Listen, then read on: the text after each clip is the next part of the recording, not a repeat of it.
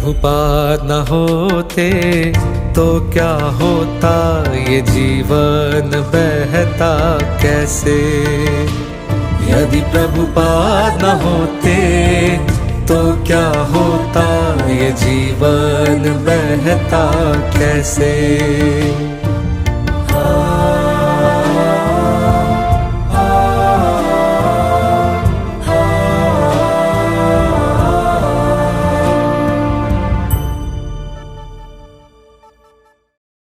कृष्ण पृष्ठाय भूतले श्रीमते भक्तिवेदांत स्वामी निति नामिने नमस्ते सारस्वते देवे गौरवाणी प्रचारिणे निर्विशेष शून्यवादी पाश्चात्य देशतारिणे। हरे कृष्ण। मैं कुछ शेयर करना चाहूँगा जो मैंने भक्तों से सुना है। तो प्रभुपाद जी से कुछ सीखने के लिए सबसे बड़ी चीज़ जो है वो हम लोगों को है कि सहनशीलता जो है वो कैसे सीखे और टॉलरेट कैसे करें। कि कोई कुछ बोल भी देता है, इवन आपको इग्नोर भी कर देता है, तो हम कैसे उसको टॉलरेट करें और उससे आगे बढ़ें। तो इसी क्रम में महाराज जी का एक वीडियो देख रहा था कि महाराज जी वॉज रिमेंबरिंग श्रील प्रभुपाद। तो वो एक स्टोरी बता रहे थे जहाँ पे प्रभुपाद जी ने कनाडा में कोई कार्यक्रम किया था क्रिश्चियन स्कूल में। तो एक चीज़ मैं इसमें ऐड कर दूं कि महाराज जी, जैसे माता जी ने अभी बताया कि मैं 5 साल पहले इस्कॉन के बारे में कुछ जानती भी नहीं थी, वैसे ही महाराज जी बता रहे थे कि जब वो प्रभुपाद जी से मिले तो उससे पहले वो उनको ये भी नहीं पता था कि वृंदावन क्या है। मतलब आप इमेजिन कर सकते हैं कितनी बड़ी चीज़ है। यानी पहले जन्म के कितने हमारे पुण्य कर्म हैं वो हमें तभी पता चलता है जब हमको भक्तों से मुलाकात होती है, अदरवाइज नहीं। अब महाराज जी के कितने पुण्य कर्म हो गए कि सब कुछ करते करते उनको डायरेक्ट प्रभुपाद जी का संग मिल गया। और प्रभुपाद जी जैसे ऐसे शुद्ध भक्त से कोई मिल जाए तो उसका कैसा प्रभाव होता है, ये भी प्रभुपाद जी महाराज जी ने सांकेतिक रूप से बताया कि उससे पहले ना ही उनको कोई एक्सपोजर था किसी साधु का, और ना ही एक्सपोजर था वृंदावन का, ना ही इवन वो जानते थे कि चैतन्य महाप्रभु कौन है। सोचिए, और किस उम्र में मिले थे महाराज जी। तो प्रभुपाद जी से मिलने के बाद उनको मतलब वहाँ पे किसी कारण से बता रहे थे कि कुछ यूएस में वीज़ा का इशू हो गया था, तो 3 महीने कंटिन्यू मॉन्ट्रियल में रह गए थे। और वहीं पे महाराज जी को ये ऐसा ये हुआ कि उनके साथ बहुत समय बिताए वो। तो वहाँ पे एक घटना घटी जो बता रहे थे, जो महाराज जी को जिसने प्रेरित किया था वो कोई चक्रवर्ती करके थे। वो बताए थे कि मैंने बहुत से साधुओं को देखा है लेकिन ऐसा साधु मैंने फर्स्ट टाइम देखा। तो महाराज जी को भी उत्सुकता हुई और उनसे मिले और उन्हीं के कहने पर ये जुड़े भी वैसे। ठीक है। तो एक कोई गर्ल्स कॉलेज था जिसमें नन्स भी थीं, वहाँ पे कार्यक्रम हो रहा था प्रभुपाद जी का। तो नॉर्मल कार्यक्रम होने के बाद प्रभुपाद जी नॉर्मली ये बोलते थे कि एनी क्वेश्चंस। तो उस समय जब पूछे कि कोई प्रश्न है किसी को, तो वही व्यक्ति चक्रवर्ती जो थे जिन्होंने उनके बारे में अच्छी बातें कही थी, उस दिन उनको उल्टा सीधा बोलने लगे कार्यक्रम में। आप हमारे ग्रंथों को इन लोगों के सामने बता रहे हैं, ये लोग क्या जानेंगे, और आपको इनके सामने कुछ नहीं करना चाहिए। इवन ही मतलब ऐसे बिहेव किए बहुत रूडली और बैडली। तो प्रभुपाद जी कुछ नहीं बोले और फिर सारे भक्त बहुत लेकिन अपसेट थे और खुद महाराज जी भी अपसेट थे कि ऐसे क्यों, क्या हो गया ये। फिर उनको बोला गया कि मतलब प्रभुपाद जी से कि ऐसा मतलब इन्होंने ऐसे ये किया आप। फिर उस बात ख़त्म हो गई। फिर महाराज प्रभुराज जी का वहाँ से कार्यक्रम ख़त्म हुआ, फिर वो यूएस जाने लगे। तो महाराज जी को बुलाए और बोले कि वो चक्रवर्ती को बुलाओ, मैं उससे मिलना चाहता। अब महाराज जी बोल रहे हैं कि प्रभुपाद ऐसे कैसे हो सकता है, उसने आपको इतना इंसल्ट किया और आप बोल रहे हैं उसको बुलाओ। तो प्रभुपाद जी ने क्या कहा वो हमको समझने की चीज़ है। उन्होंने कहा कि देखो, पुराने जन्म में मुझसे कोई गलती हुई रहेगी जिसका बदला उसने लिया मुझसे, लेकिन उसको बुलाओ, मैं मिलूँगा। तो महाराज जी ने उनको बुलाया, वो मिले और उनको ब्लेस किए, वो उनको आशीर्वाद दिए और फिर वहाँ से मूव हुए। हम लोग तो अभी कुछ नहीं है, प्रभुपाद जी क्या हैं तो वो हम समझ सकते हैं कि वो क्या हैं, लेकिन अब हम अगर अपने को तुलना करें तो हम लोग ये भी समझ सकते हैं हम क्या हैं। तो टॉलरेट कहाँ तक हो सकता है, प्रभुपाद जी ने कहाँ तक टॉलरेट किया उतने ऊंचे लेवल पे जाके। एक्चुअली ये भावना ना हम लोगों में कैसे आई, इसका प्रयास करना है। वो भावना ही ना आई कि किसी ने रिजेक्ट किया। तो ये चीज़ एक मैं बताना चाह रहा था कि हमको जो जो अपने में सहनशीलता लानी है वो किस लेवल की हो, और दूसरा हमारा उत्साह कैसा हो। भले हम थोड़ा जानते हैं लेकिन उसको बहुत ही ज़्यादा उत्साह के साथ अगर हम प्रेजेंट करेंगे तो अगला उस चीज़ से कनेक्ट होगा। तो तीसरी एक चीज़ होगी दूरदर्शिता।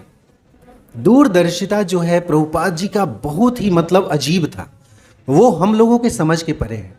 एक मूवी आई थी हरे रामा हरे कृष्णा, ये भी मैं महाराज जी का सुना हुआ ही बता रहा हूँ। महाराज जी बता रहे थे कि उस समय वो मूवी आई थी, उसमें दम मारो दम करके कुछ तो ऐसा गाना बजाया गया और फिर हरे कृष्णा हरे राम। सारे भक्तों को इससे बहुत पीड़ा थी कि ये तो हमको एक रॉन्ग डायरेक्शन में डिस्प्ले किया जा रहा है, कि ये तो परसेप्शन ही चेंज हो जाएगा ना, हम कुछ और कर रहे हैं, यहाँ कुछ और हो रहा है। सारे भक्त बहुत परेशान थे। महाराज जी बोल रहे हैं कि मैं खुद प्रभुपाद जी को ये बात बोला था कि प्रभुपाद जी इस तरीके से हमको रिप्रेजेंट किया जा रहा है, और हम अगर इसको ऑब्जेक्ट ना करें ये तो गलत हो जाएगा, हम कुछ और बता रहे हैं और लोग कुछ और समझेंगे। और प्रभुपाद जी बता रहे थे कि प्रभुपाद जी एकदम कूल थे। वो बोल रहे थे कि डोंट वरी, कुछ नहीं होगा, एटलीस्ट लोग हरे रामा हरे कृष्णा तो कर रहे हैं। सोचिए, और ये बात महाराज जी बता रहे हैं, उनको कब समझ में आया? कई साल बाद प्रभु जी, कई साल बाद एक भक्त उनके पास आए और वो बता रहे हैं कि ये मैं रास्ते पे कीर्तन हो रहा था, ये धुन सुना, मैं एक मूवी देखा था 4 साल पहले, और उस मूवी का जो गाना था हरे रामा हरे कृष्णा, वो मेरे दिमाग में तब से गूंज रहा है और मैं चाह रहा था कि कहीं सुनूं इसको, और आज आप लोग रास्ते पे कीर्तन कर रहे थे तो मुझे सुनाई दिया। ये क्या है? मुझे जुड़ना है आप लोगों से, मुझे ये बहुत पसंद। और महाराज जी तब बताए कि देखिए, तब हमें समझ में आया कि प्रभुपाद जी कहाँ तक सोचते थे जो हम नहीं सोच सकते। तो दूरदर्शिता, आज आपको कौन किस नज़र से देख रहा है, क्या बोल रहा है, हमें नहीं सोचना है, हमें ये सोचना है कि इसका लंबा गोल क्या है। देखिए, आज कोई ना कहेगा, कल उसके दिमाग में वो चीज़ फिट हो गई एक बार, वो हो सकता है फिर 2 साल बाद आपके पास है, और 100% चांस है कि वो आएगा ही एक बार जो नाम सुन ले। तो मैं यहीं पे अपनी बात ख़त्म करूँगा। ये 2-3 चीज़ें थी जो मेरी लर्निंग थी महाराज जी के अनुभव से, और यहीं पे मैं अपना वाणी को विराम दूंगा। हरे कृष्णा। हरे कृष्णा। आज श्रीला प्रभुपाद जी के आविर्भाव दिवस पर जो उनकी व्यास पूजा के लिए बोलने के लिए कहा गया है, तो वो ऐसा ही है जैसे आप सूरज को दीपक दिखा सकते हैं। उनके बारे में इतना कुछ बोलने के लिए है कि आपको समझ नहीं आता आप क्या कहें क्या ना कहें। और अभी जैसे मैं कुछ पढ़ रही थी तो मुझे ऐसा लगा कि मैं श्रीला प्रभुपाद जी से इतना ज़्यादा अफेक्टेड उनके नाम से, उनकी भक्ति से क्यों हो जाती हूँ। मैं जब भी उनके बारे में सुनती हूँ, उनकी बुक्स पढ़ती हूँ, मेरे आंसू आते हैं। और सबसे आश्चर्यचकित बात यह है कि 5 साल पहले तक मुझे पता भी नहीं था कि श्रीला प्रभुपाद हैं कौन। तो जब मैं इस घर में शिफ्ट हुई तो मैं ढूंढ रही थी कोई टेंपल है क्या आसपास।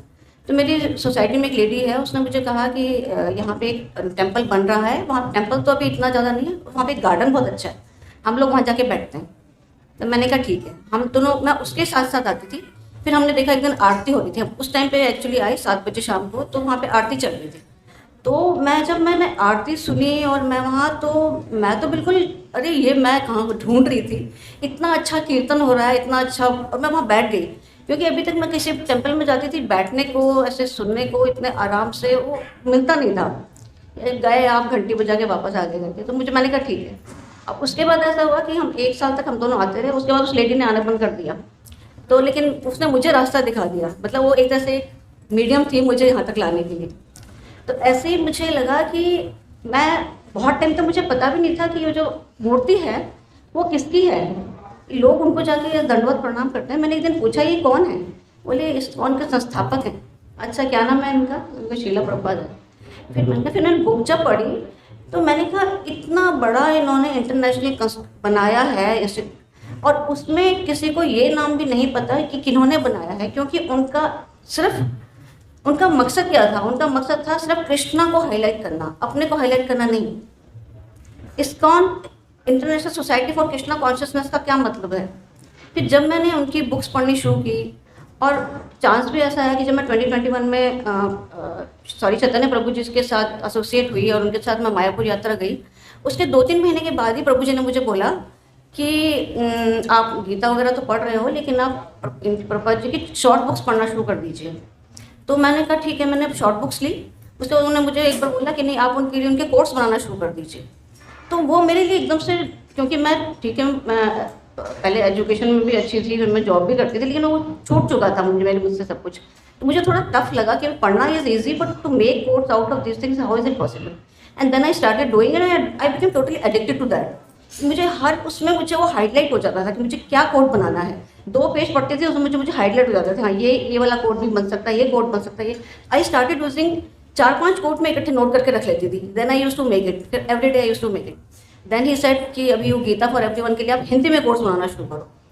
तो वो मुझे उन्होंने इतना अच्छा उस रास्ते में लगा दिया कि प्रभुपाद जी की जो शॉर्ट बुक्स थी उनमें मुझे इतना सब कुछ सीखने को मिला। जो मैं गीता जब मैं पढ़ती थी तो मुझे समझ नहीं आता था। मैंने एक बार पढ़ा तो बुक पढ़ ली, मैंने एज अ टेक्स्ट बुक पढ़ ली, फिर मैंने दोबारा पढ़ी, थोड़ा थोड़ा समझ आता था। लेकिन जब मैं वो शॉर्ट्स बुक पढ़नी शुरू की, मैंने 10-15 बुक्स पढ़ी, उसमें इतना कुछ जो उसमें पढ़ने को मिला, समझने को मिला।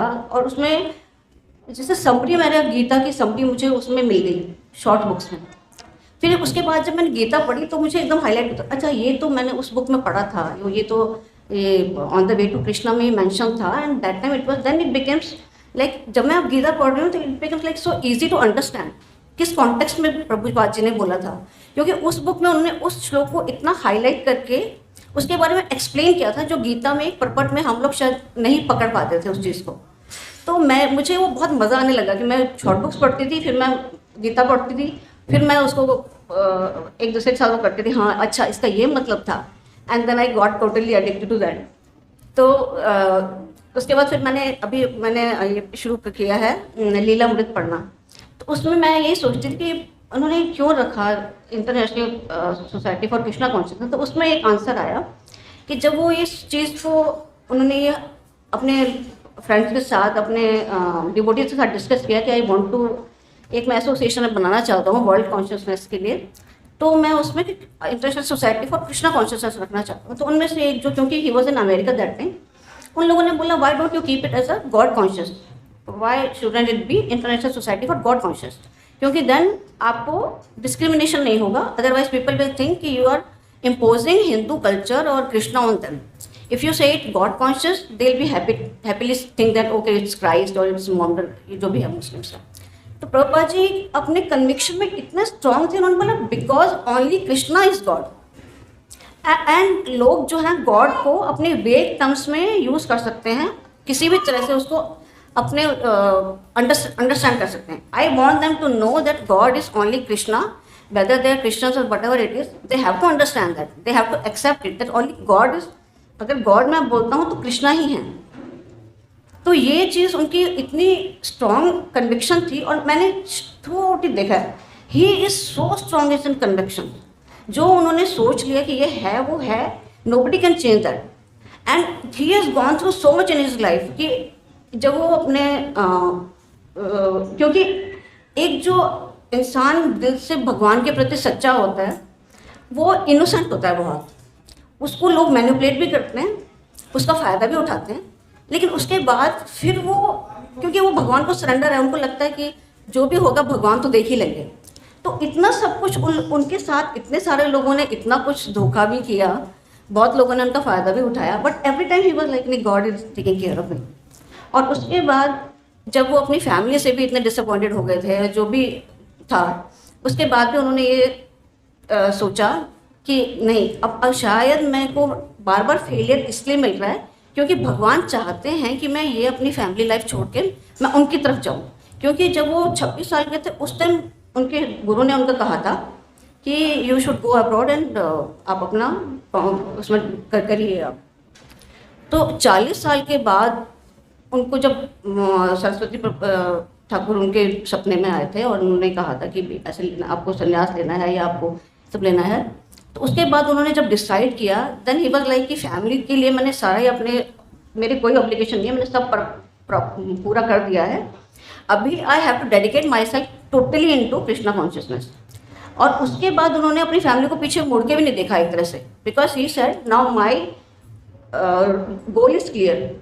उसके लिए उन्होंने इतनी कोशिश की ली। मैं जब पढ़ रही थी उनकी लीलामृत में, तो वो अलग अलग जगह गए, बरेली कहीं कहीं अलग अलग जगह गए, एवरीवेयर ही वाज लाइक कि मुझे ये गोल है कि मुझे ऐसे लोग तैयार करने हैं जो बाहर जाके इस चीज़ को प्रचार कर सकें इसका, क्योंकि मेरे गुरु ने कहा है कि मुझे वेस्टर्न कंट्रीज़ में जाके इसको प्रचार करना है। तो he was trying to make it एक उन्होंने कुछ लीग ऑफ कुछ डिवोटीज भी बनाई थी, तो उसमें वो कोशिश कर रहे थे जितने एजुकेटेड यूथ हैं वो आए और उसके मेंबर बने, and he was trying to cultivate them to go abroad and प्रचार करें।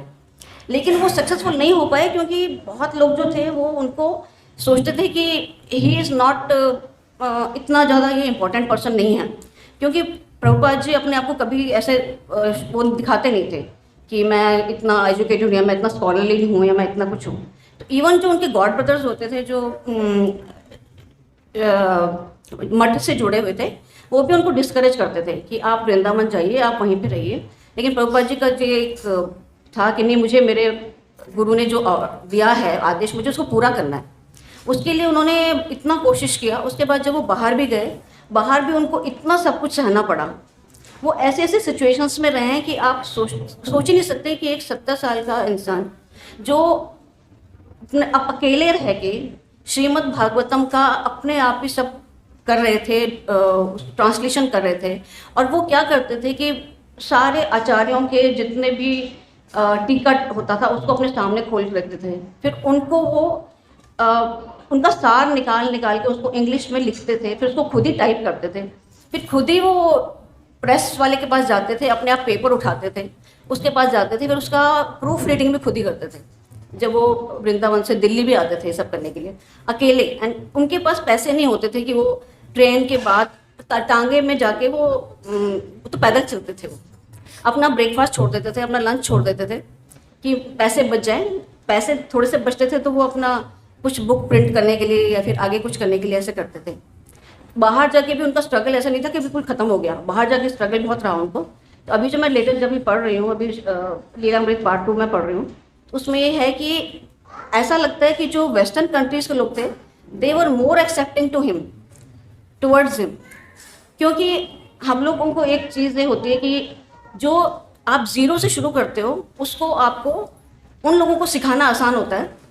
जो थोड़े बहुत सीखे हुए होते हैं ना, उनको पहले सब कुछ अनलर्न करना होता है टू अंडरस्टैंड समथिंग। तो इंडिया में बहुत सारे लोग ऐसे हैं जिनको लगता है कि हमें सब कुछ पता है, हम लोगों ने गीता पढ़ी, हमने गीता पढ़ी, अगर ये पढ़ा भी नहीं तो कोई बात नहीं है। लेकिन जो उनके वेस्टर्न कंट्रीज़ के भक्त थे, जो अमेरिका वाले थे, उनको कुछ नहीं पता था, बट वो बहुत कुछ लोग ऐसे थे, बहुत फैसिनेटेड थे, वो इंडिया आए थे, तो उनमें ये जानने की और एक रेस्पेक्ट बहुत थी कि ये स्वामी हैं, स्कॉलरली हैं, इनको संस्कृत आती है, ये ऐसी बातें हमें बता सकते हैं जो जिसके लिए हम लोग दुनिया घूम रहे हैं। तो वो टोटली जल्दी डेडिकेटेड हो गए उनकी तरफ, because they started from zero. उन्होंने प्रभुपाद जी को टोटली सरेंडर किया कि जो ये सिखा रहे हैं हमको वो एक्सेप्ट करना है, हमको यही सीखना है। और मैं अभी देख रही थी कि Prabhupada ji in a long time he was really happy कि कुछ लोग हैं जो मुझे समझते हैं और जो मेरे मिशन को मतलब मुझे बढ़ावा दे रहे हैं इस चीज़ के लिए, मेरी हेल्प कर रहे हैं। क्योंकि वहाँ पे एक दो लोग ऐसे थे, जो एक था जो हार्वर्ड यूनिवर्सिटी में प्रोफेसर था और जो उनका इंग्लिश में ट्रांसलेट करता था, तो he got so much of help, somebody was there who started cooking for him, तो उनको ऐसी हेल्प मिली, तो बहुत खुश हुए और अपना जो मिशन बढ़ाने के लिए उन्होंने बहुत प्रयास किया। तो एक तो उनका कन्विक्शन, उनका एक ही जो नेवर से डाई एटीट्यूड कि कोई मुझे नहीं भी हेल्प कर रहा है तो मैं अपने आप इस काम को आगे बढ़ाऊंगा। और उनको ये भी था कि मेरी एज मेरे साथ नहीं है, तो मैं जितनी जल्दी हो सकता हूँ मैं इसको करूँ, क्योंकि उनको ये लग रहा था कि मैं पता नहीं पूरे कर पाऊँगा कि नहीं कर पाऊँगा, पूरी ट्रांसलेशन कर पाऊँगा नहीं कर पाऊँगा। तो वो सुबह शाम लगे रहते थे, सोते भी नहीं थे। तो जब मैं उनके बारे में जब सब इतना कुछ पढ़ती हूँ तो ऐसा लगता है कि ये एक साधारण मनुष्य तो ऐसा नहीं कर सकता। अभी जब दिन में भी हम सुन रहे थे कुछ सीनियर भक्तों का, तो ये बोल रहे थे वो भगवत धाम से आए थे, वो भगवत धाम से आए थे। हम लोगों का एक रहता है कि हम लोगों को भगवत धाम जाना है, तो प्रभुपाद जी भगवत धाम से यहाँ क्यों आए? अगर सबका गोल यही है कि हमको भगवत धाम जाना है, तो ये प्रभुपाद जी क्यों आए? वो इसलिए आए कि इतने सारे लोग जो दुनिया में अभी बद्ध अवस्था में हैं, उनको चाहिए लिबरेशन। उनको लिबरेशन के लिए कोई ऐसा इंसान चाहिए जो उनको उनके उस सॉरी स्टेट ऑफ अफेयर से ऊपर उठाए, उनको थोड़ा ज्ञान दे और ऐसा दे जो उनके लिए इजी हो समझना। क्योंकि सब लोग जो है वो गीता पढ़ना, ये सब पढ़ना, ना उनके पास टाइम होता है, ना इंटरेस्ट होता है, ना कुछ लोगों के पास ये होता है कि अरे कौन पढ़ेगा। सिंपल कि आप जो उनके स्पिरिचुअल मास्टर ने उनको बोला, और जो चैतन्य महाप्रभु ने बोला कि नाम संकीर्तन करो। उन्होंने बोला नाम संकीर्तन कोई भी किसी भी अवस्था में कर सकता है, और उससे आपको वही सब मिलेगा जो हज़ारों साल पहले या फिर किसी युग में लोग अपना हज़ारों साल तक तपस्या करके भी उनको नहीं मिलता था, जो आपको इतना आसान मिल रहा है। आपको सिर्फ नाम संकीर्तन करना है, आपको नाम जप करना है। और ये चीज़ वो अपना कुछ उनका इसमें नहीं था कि मुझे क्या मिल रहा है, उनको ये था कि ज़्यादा से ज़्यादा लोगों को मैं इस अवस्था से बाहर निकालूं। तभी उन्होंने इतने सारे लोगों को ट्रेन किया और उनको फिर भेजा इधर उधर कि ज़्यादा से ज़्यादा लोग, क्योंकि दो थे उनके, एक तो उनके जो स्पिरिचुअल मास्टर हैं उनका जो उन्होंने वचन दिया था, ये एक तरह से मन में सोच लिया था कि मेरे अपने स्पिरिचुअल मास्टर का मुझे पूरी वेस्टर्न कंट्रीज में मुझे इस नाम को फैलाना है। और दूसरा ये था कि ज़्यादा से ज़्यादा लोगों को मैं अवस्था से बाहर निकालूं, कि ज़्यादा से ज़्यादा लोग भगवान की, क्योंकि आप जो भी बद जीव है वो कौन है, वो भगवान का ही अंश है जिसको भगवान के साथ ही मिलना है। भगवान अपने दूत को भेजते हैं कि उस जीव को एक माया से निकाल के आप मेरी तरफ लाओ। तो वो इतने बड़े उनके भगवान के पार्षद हैं, और हम लोग को इतने ज़्यादा इस मामले में मैं सोचती हूँ कि हम लोग, मैंने पहले भी बोला कि हम इतने भाग्यशाली हैं, इतना इजी वे आउट मिल रहा है आपको। इस जो भी आप बोलते हैं कि हमारा अवस्था अच्छा है, नहीं है, लेकिन जो भी अवस्था है, जो हम इस अवस्था को छोड़ के जाएंगे वो अवस्था बहुत अच्छा होगा इस अवस्था से, क्योंकि हमको ऐसे ऐसे भगवान की डायरेक्ट जो दूत हैं उनको वो हमारे लिए आए हैं यहाँ पे। अगर हम उनके प्रति कुछ ऐसे बोल पा रहे हैं, सुन पा रहे हैं, तो मतलब मैं बोलती हूँ कि वो मेरे स्पिरिचुअल गाइड, मेरे स्पिरिचुअल मास्टर हैं। ये मेरे मन में है। मुझे किसी ने ऐसे बोला था कि who is your spiritual master, मैंने कहा Prabhupada ji. Who is your spirit guide, मैंने कहा Prabhupada ji is my spirit guide. How do you know this, मैंने कहा I just know this, he is my spirit guide, he guides me from everywhere, he guides me. जब भी मुझे कुछ ऐसा लगता है कि कुछ प्रॉब्लम है, I immediately think of him and I get the answer. तो ही इज दैट।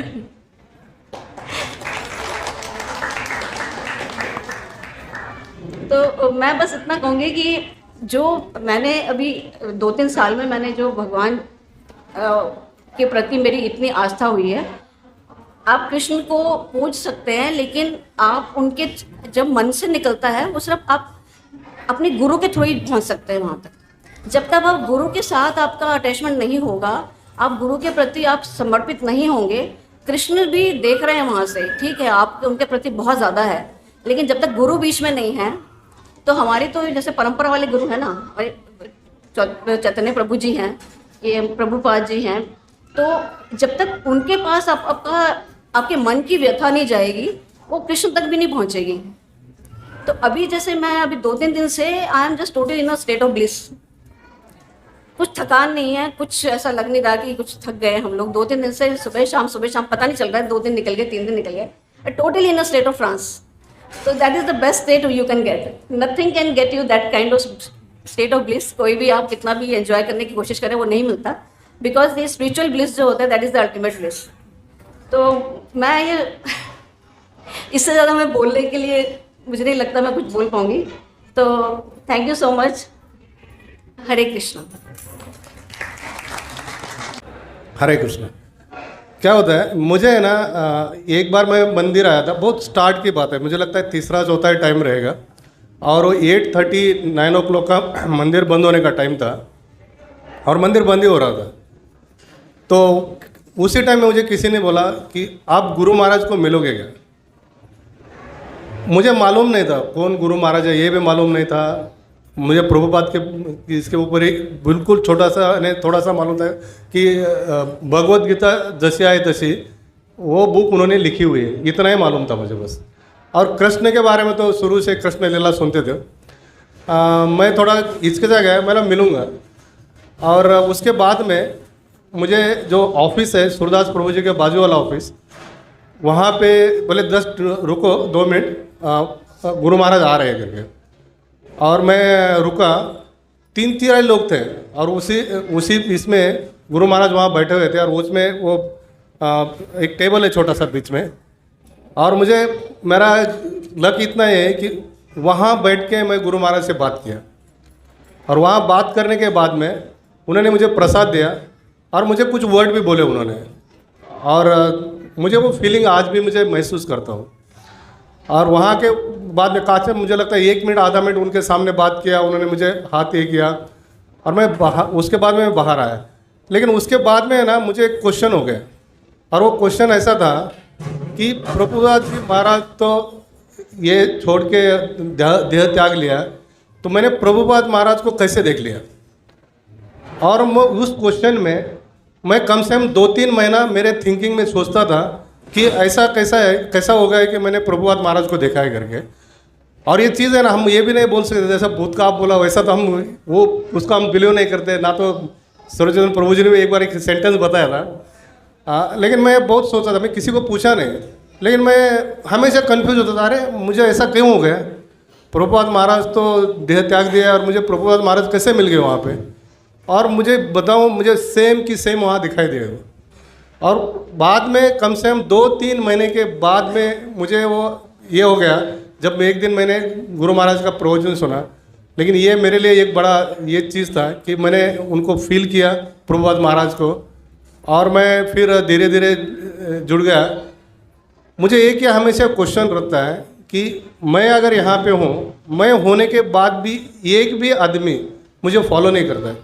अगर मैं कुछ फॉलो करने की कोशिश करूँ, भाई मेरे के लिए ये करो, मैं बोलता हूँ ऐसा करो, मेरे सामने ही नहीं हो सकता, इवन हमने घर के भी लोग नहीं हो सकते हैं।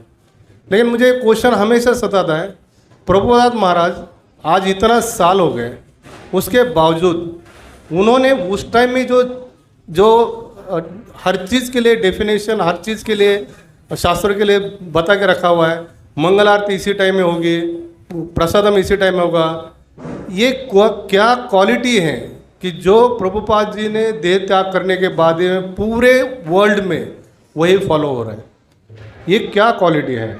और वो क्वालिटी के पीछे मैं आज भी दौड़ता हूँ। मुझे सोचता हूँ कि ऐसा क्या है कि एक भी आदमी, एक भी कोई तो भी हो सकता है ना, हम कभी कोई तो भी नहीं ये फॉलो नहीं करना है, या तो उसमें क्वेश्चन कर सकता है, लेकिन ऐसा नहीं है। जब भी मैं इसके बाद में मैं अपना जूहू गया, जूहू जाने के बाद, वहाँ से जाने के बाद तो मुझे और ज़्यादा ये हो गया कि ऐसी क्या चीज़ है कि आज पूरी दुनिया प्रभुपाद जी के पीछे दौड़ रही है, और सिर्फ दौड़ नहीं रही है, तो उन्होंने जो हर चीज़ की, हर पूजा की, प्रसादम की, मंदिर सफाई की, सुबह उठने की, जो भी ये भी हमारे लिए एक प्रिंसिपल रखे हुए शास्त्र के आधार, वो वैसे के वैसे फॉलो हो रहे हैं। और वो क्वेश्चन मुझे बार बार सताता। मुझे ये लगता है कि प्रभुपाद जी एक सिर्फ एक नाम है, क्योंकि भगवान की जो क्वालिटीज़ है, भगवान ने उन्होंने हमारे लिए, हमारे लोगों के उद्धार के लिए, हम स्पिरिचुअल में भी और मटेरियल वर्ल्ड में भी कैसा लिविंग करना है, कैसा रहना है, और कैसा आप वो को फॉलो करोगे तो आपका लाइफ कैसा धन्य हो जाएगा। इसके लिए भगवान श्री कृष्ण ने उनको भेजा, और उनकी जो क्वालिटीज़ है वो उन्हीं में है पूरी। और वो क्वेश्चन है कि वो उसको हमने फॉलो करना चाहिए, और वो करेंगे तो हम लोग अच्छा ये हो जाएगा। ये करते हुए मुझे सिर्फ एक ही है, उनकी इतनी क्वालिटी मुझे, एक भी क्वालिटी अगर मेरे नज़दीक भी आ गए तो मैं समझूंगा मैं धन्य हो गया। हरे कृष्ण। उनके जैसे महान संत आज तक ना तो मैंने कभी देखे ना सुने। इतनी एज में आकर हमको जो हमारे शास्त्र है उनके बारे में नॉलेज दिया कि ये क्या है और हम क्यों आए हैं और किस कारण से यहाँ हम रह रहे हैं। और ये जो प्लैनेट है यहाँ, ये जो जहाँ पर हम आए हैं यहाँ हमारा परमानेंट नहीं है, ये जगह हमारी परमानेंट है ही नहीं। ये समझना हर किसी के बस की बात नहीं है, और समझाना, और जो समझ सकता है और जो ये क्वालिटी जो समझाने वाले की है वो है प्रभुपाद जी की, जो उन्होंने इतने अच्छे से अपने बुक्स में एक्सप्लेन किया है। हर बार उन्होंने ये बताया है कि हम सिर्फ यहाँ पर एक मेहमान है और यहाँ से हमको भगवत धाम कैसे जाना है वो हमारे ऊपर डिपेंड करता है कि हम कैसे। और मेन जो है भक्ति, कि जो भक्ति क्या होती है उसकी वैल्यू उन्होंने बताई है। और एक सिंपल सा आदमी भी अपनी श्रद्धा से भक्ति कर सकता है, उसके लिए कोई हाई लेवल में जाने की ज़रूरत नहीं है। ये भी हमें प्रभुपाद जी ने बहुत अच्छे से एक्सप्लेन किया है, जिसका तुलना नहीं की जा सकती है। जैसे मैं भी एक ब्राह्मण परिवार से बिलोंग करती हूँ और वहाँ पर पूजा पाठ हर तरह का मैंने सब कुछ देखा है, पर ये जो चीज़ समझी है वो इस्कॉन में आके समझी है कि भक्ति क्या होती है और कि भगवान क्या होते हैं और भगवान की क्वालिटीज़ क्या होती हैं। नहीं तो हर कोई अपने आप को सुपर बताते हैं कि हम तो मानते हैं भगवान को, हम तो ये करते हैं वो करते हैं, पर उन्हें ये नहीं पता है कि वो क्यों कर रहे हैं। उन्हें यही रीज़न नहीं समझ में आ रहा है कि हम ये जो कर रहे हैं उसका कारण क्या है। सब कर रहे हैं तो हम कर रहे हैं। ये चीज़ जो चीज़ हमको एक्सप्लेन की है वो प्रभुपाद जी ने की है। वाकई में उनके जैसा जो हमको भक्ति और जो हमारे शास्त्र है उसको समझने के लिए जो हमारे लिए जो उनकी किताबें हैं और जो उन्होंने हमारे लिए छोड़ के गए हैं, वो बहुत ही उनका हमारे ऊपर बहुत बड़ा गिफ्ट है। वो गिफ्ट हम मतलब ऐसे गिफ्ट हमें कोई नहीं दे सकता, और उसी के कारण आज हम भगवान को समझ पाए हैं और भक्ति को समझ पाए हैं। हरे कृष्णा। मानती हूँ, भगवान को मानती हूँ, बहुत सारे देवी देवता को मानती थी। ऐसे घर में बहुत सारे देवी देवता रखे थे। और अभी 2020 में ऐसा मतलब मैंने प्रभु जी को भी आके बताया था, और हम इस्कॉन आते थे जाते थे, लेकिन वो ऐसा नहीं था फीलिंग कि हाँ क्या। और मैं ऐसा कुछ भी आपको नहीं बताऊंगी जो कि सब मतलब होता है ना कि झूठ बोलना, ऐसा कुछ मेरे साथ 2-3 ऐसी घटनाएं हो गई कि फिर मैं ऐसा होता है हिल गई मैं पूरी तरह से। तो सबसे पहले तो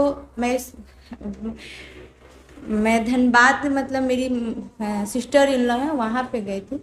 तो वहाँ एक ज्योतिष ने ऐसे बोले कि तुम्हारे हाथों से बहुत अच्छे अच्छे काम होने वाले हैं। वो चीज़ को मैंने बहुत ये ले लिया, और उसी 6 महीने के बाद मेरे सिस्टर इन लॉ के 30 साल के बेटे जो हमारे यहाँ रहते थे वो एक्सपायर हो गए। उनको करंट लगी और एक्सपायर हो गया। तो मेरे मन में आया कि मेरे हाथ से बहुत अच्छे अच्छे काम होने वाले हैं। तो मैंने अपनी सिस्टर इन लॉ को यहाँ लाई जो 45 इयर्स की थी, और उनको लाया और IVF के थ्रू उनका हम लोगों ने ये किया। भगवान के इससे उनके 2 बच्चे, वो प्रेग्नेंट हुए, 2 बच्चे रहे। मेरे माइंड में वो हमेशा रहता था कि अच्छा काम यानी यही है मेरे हाथ से होने वाला है। लेकिन अक्टूबर में कल उनकी डिलीवरी है, और आज उनके पेट में उनके बच्चे भी एक्सपायर हो गए और वो भी एक्सपायर हो गए। मैं पूरी तरह से ऐसे हो गई। और फिर उसके 1 हफ्ता पहले मैंने एक सपना देखा कि मतलब एक पटरी है, उस पर 2 ट्रेन हैं। एक ट्रेन में पूरे अजीब अजीब लोग थे। मैं जो गीता भी नहीं पढ़ी थी कुछ भी, लेकिन मैंने देखा उस ट्रेन में लोग भाग रहे हैं और कुछ लोग उसको पकड़ पकड़ के आग में डाल रहे हैं। ये वो बड़े बड़े छड़ लेके ऐसे लोगों को। मेरी एक दोस्त है, उसको भी मैंने देखा, और मैं भी दौड़ रही हूँ कि मुझे मत पकड़ो ऐसे करके, लेकिन वो लोग पकड़ पकड़ के मतलब ऐसे डाल रहे हैं। मेरी दोस्त को भी खींच लिए। फिर मैं दौड़ते दौड़ते आगे गई तो उस दूसरे वाले ट्रेन में प्रभुपाद जी खड़े थे, और मैं इनको जानती नहीं थी कि प्रभुपाद जी हैं या, लेकिन इनको मैंने होता ना देखा वहाँ पे ये खड़े होकर जपा कर रहे थे, और जितने भी सैफरॉन में लोग थे वो आ रहे थे खूब अच्छे से। मैं भी गई, उनका पैर पकड़ ली सपने में। मैं कुछ भी, मैं रोने लगी कि मुझे बचा लो, मैं नहीं उधर जाना चाह। प्रभुपाद जी कुछ भी नहीं बोल रहे हैं। और मैं आपको सच बता रही हूँ, फर्स्ट टाइम मैं शौर्य चैतन्य प्रभु को वहाँ पे उनके साथ खड़ा देखा, जो कि मैं इनसे मिली भी नहीं थी। तो इन्होंने मुझे मतलब उनसे बोल रहे हैं प्रभुपाद जी से, ये कभी कभी इस्कॉन आते हैं लोग। फिर वो प्रभुपाद जी से साइड हो गए और मैं फिर अंदर आ गई ट्रेन में। वहाँ गई, मुझे इतने सुकून मिले ना कि मैं उसको मैं कह नहीं सकती। वहाँ जब उधर से देखी तो मेरे प्रभु जी खूब आराम से अंदर बैठ आ गए। मैं बोले आपको कोई नहीं रोका? तो नहीं। वहाँ पे ना इतनी सारी पृथ्वी मुझे नीचे दिख रही थी, अजीब, मतलब मैंने पृथ्वी इतनी सारी देखी। तो बहुत सारी माता जी ऐसे नीचे बैठी थी। उस ट्रेन में ना 3 लेयर थे। तो एक लेयर जो नीचे था उसमें हम लोग बैठे थे नीचे, उसके ऊपर चैंटिंग हो रही थी। फर्स्ट टाइम मैं एक माता जी से मैंने बोला कि वो जो पृथ्वी दिख रही है ना, मैं नहीं जाऊँगी वहाँ, बहुत वहाँ तकलीफ है। तो बोले देखो अगर ऊपर जाना है तो तुमको जाना पड़ेगा। मैं बोली नहीं, मैं नहीं जाऊँगी, यहीं रहूँगी। तो ऊपर जब मैं चैंटिंग हो रही है, कुछ लोग खाना बना रहे थे वहाँ पे, उसके ऊपर प्रभुपाद जी राधा कृष्ण के साथ वहाँ पे थे। मैंने बोला इसके ऊपर क्या है? तो बोले कि वो सबसे ऊपर वो जो तुमको रोके थे ना, उनका वो नाम है। और ये जितने सैफरॉन वाले लोग थे, जितने सब लोग वहाँ, फर्स्ट टाइम मैंने नाम सुना, वो सबने में मुझे कुछ भी पता नहीं था कि कौन है क्या क्या। तो जानकी देवी, ये मुकुंद जी हैं, मतलब ये कौन है? तो ये लोग सब प्रभुपाद जी के भक्त हैं। जो कुकिंग कर रहे थे वो जानकी देवी। हम बोले अच्छा। फिर मेरा नींद खुला और मैं ऐसे हो गई थी ना, जिससे मुझे कुछ भी याद ना हो, ऐसे सब फर्श छूना, वो मुझे अजीब लग रहा था। मैं 2 दिन बाद फिर इस्कॉन आई। तो इस्कॉन आई तो मैं दया प्रभु से मिली थी। दया प्रभु से जब मिली, उसके 2-3 दिन बाद मुझे ये प्रभु जी, मैं इनको देख के ना अजीब हो गई कि अरे ये तो मैं उन्हीं को देखी हूँ। मैं एकदम हिल, मतलब होता है ना, अंदर से मुझे एकदम वो हो रहा था। फिर ये एक बार हम लोग प्रभुपाद क्वार्टर में और सब फोटो दिखा रहे थे लोग, वहाँ गए तो मैं देखी मुकुंद महाराज, हम पूरा मतलब होता है ना, मेरा दिमाग ही ये हो गया, अरे ये कैसे? मैं तो उधर भी देखी। मैं उनको भी, मतलब अपने प्रभु जी को भी बता कि मैंने ऐसे ऐसे स्वप्न देखे। उसके 2-3 दिन बाद क्या हुआ कि मेरी सिस्टर इन लॉ तो एक्सपायर हो चुकी थी। वो जस्ट 1 हफ्ते पहले मैंने ये स्वप्न देखा, 1 हफ्ते बाद वो एक्सपायर हुई। उसके बाद ना अब पता नहीं मुझे, मेरे माइंड को क्या हुआ क्या नहीं, ऐसे उनके मरने के बाद मेरे कान में आते थे कि तुम सुसाइड कर लो, सुसाइड कर लो। तो कोई बोलता था नहीं तुमको रहना है, ऐसे करके मैं एक दिन इतनी बीमार पड़ी कि मैं सुबह सुबह मतलब अपने घर के ड्रेस में ही ऐसा मुझे लगा कि मैं अगर यहाँ रुकी तो मैं मर जाऊँगी। फिर मैं अपने दोस्त के घर भाग के गई उसी टाइम कि मुझे बचा लो, मुझे बहुत डर लग रहा है। वो लोग भी डर गए कि इसको हुआ क्या, मुझे अजीब लग रहा था। लेकिन ये भी दिख रहा था ना, फिर ये लोग मुझे हॉस्पिटल लेके जा रहे थे, इतना मुझे पता था। कोई बोल रहे हैं आँख बंद करो, मतलब अंदर ही चल रहा था। तो कोई बोल रहे नहीं आँख मत बंद करो, तुम हरे कृष्णा ये करो। मुझे नहीं पता था हरे कृष्णा इतना बड़ा ये। तो मैं वो रास्ते भर में करते हुए मैं जगी थी, वो गई। जब वहाँ गई तो पूरे मुंबई का लाइट ही कट गई थी उस दिन, कोई चेकअप नहीं हुआ मेरा पूरे लाइट। लेकिन उस टाइम मैं देख रही थी कि 2 तरफ से, मतलब वो पूरा मुझे क्लियर दिख रहा था, मतलब आसमान में कि एक तरफ से ना काले काले लोग मुझे ऐसे खींचे और एक तरफ से बहुत मतलब होते हैं ना बहुत अच्छे अच्छे वाइट ड्रेस में, पीला ड्रेस में लोग मुझे बस सेव कर रहे हैं। तो अब मैं पूरी तरह से एकदम ये हो गई थी कि नहीं, लाइट कट गई, मेरा कोई चेकअप नहीं हुआ। और वहाँ हम बैठे थे लाइट के लिए, लाइट नहीं आई। तो मुझसे डॉक्टर ने पूछा आपको हो क्या रहा है? तो बोले देखो मुझे कोई उधर खींच रहा है, मुझे बचा लो। तो आपको क्या दिख रहा है? मतलब देखिए वहाँ पे बहुत अजीब अजीब लोग हैं, मुझे खींच रहे हैं और एक तरफ से लोग मुझे बचा भी रहे हैं। तो वो बोले ना कि उन्होंने मेरा बीपी सब चेक किया, मेरा सब नॉर्मल था। तो वहाँ पे एक थी मतलब नर्स थी, थोड़ा एजेड थी। उन्होंने मुझे ऐसे गले लगाया और बोला कि तुम अपने जिसको तुम मानती हो उसको। तो उस टाइम मैं दुर्गा जी को बहुत ये करती थी। तो उस टाइम मेरा ना शरीर भी थोड़ा नॉर्मल हुआ और मैं फिर ठीक हुई। तो मैं जब आई यहाँ पे तो जब इनसे प्रभु जी से मिली और उसके 2-3 महीने बाद प्रभु जी वृंदावन का यात्रा लेके जाए, जिसमें मैं गई नहीं थी। तो प्रभु जी जब बता रहे थे सबको, तो उस टाइम बोले देखो ये ट्रेन चल रही है, उसमें बैठ जाओ, सीधे भगवत धाम जाओगे। वो ट्रेन मेरे दिमाग मतलब एकदम कंफ्यूज, मतलब होता है ना, मैं हिल गई पूरी तरह से। और अभी भी कभी भी जैसे अगर कुछ भी होता है तो ऐसा नहीं कि मैं बहुत बड़ी हूँ, ऐसा कुछ भी नहीं है। लेकिन पता नहीं फर्स्ट टाइम जब प्रभुपाद जी को जब वहाँ देखा वो डीटीज के सामने, फिर मैंने कहा इनको तो वही देखा, फिर पता चला ये प्रभुपाद जी हैं। बोले अच्छा ये वही थे जो मुझे वहाँ जाने नहीं दे रहे थे। फिर हम लोगों ने ऐसे फ़ोटो वगैरह लेके गए यहाँ से और घर में रखा। तो मैं यहाँ पे जब बुक स्टॉल से ली फ़ोटो, मैं बोली मैं इनको कैसे रखूँ, मेरे घर में तो ऑलरेडी बहुत सारे भगवान हैं। तो एक प्रभु जी बोले कि आप लेके जाइए, अपना जगह खुद ही बना लेंगे। और एक हफ्ते के अंदर मैंने सारा फ़ोटो उठा के मतलब सारा फ़ोटो उठा के वो आगे हमारे रिवर है वहीं पे मैंने डाल दिया। बस भगवान जी का ही फ़ोटो रख लिया, कृष्ण भगवान को जो यहाँ से ले गए थे। तो वो तो मैंने किया ही। उसके बाद क्या हुआ ना कि मैं भगवान जी को रख दी, लेकिन खाना बनाने मुझे नहीं आता था एकदम। तो भगवान प्रभु जी ने बोला था जो भी खाओ भोग लगा के खाओ। मैंने बोला मुझे आता ही नहीं है तो क्या बनाऊंगी, मतलब उतना बढ़िया नहीं खाना हुआ। फिर मैंने इतने छोटे छोटे कटोरी लेके आई और प्लेट कि उन भगवान को ज़्यादा टेस्ट तो आएगा नहीं, खाएंगे तो है नहीं, ठीक है छोटा छोटा ही रखती हूँ कि उनको ज़्यादा दिक्कत नहीं होगा। मैं सच में आज भी इतना छोटा छोटा कटोरी, भगवान जी टेस्ट भी तो करने वाले हैं नहीं, मैंने रख दिया। और फिर मैं आती थी कभी कभी गोविंदा में खा, तो गोविंदा में जो फ़ोटो लगा हुआ है ना, वो मुझे ऐसे लगता था ना, मैं इनसे भी बोलती थी प्रभुपाद जी बोल रहे हैं ना केवल अपने खाओ मुझे मत खिलाओ। वो फ़ोटो मुझे अजीब लगता था, मैं देखना ही फ़ोटो को बंद कर दी। वो सामने जो फ़ोटो है ना, मुझे देख ऐसे अंदर जाता ही नहीं था। मतलब ऐसा लगता था कि प्रभुपाद जी बोल रहे तुम अपने खाओ मुझे मत खिलाओ। क्योंकि घर में मैंने बंद करके आती थी, मैंने गोविंदा से धीरे धीरे खाना बंद किया और फिर घर पे बनाना चालू किया। फिर उस टाइम इस्कॉन हरे कृष्णा टीवी उस पर ना डिशेज़ आते हैं, मैंने यूट्यूब पे देख देख के खाना बनाना सीखा।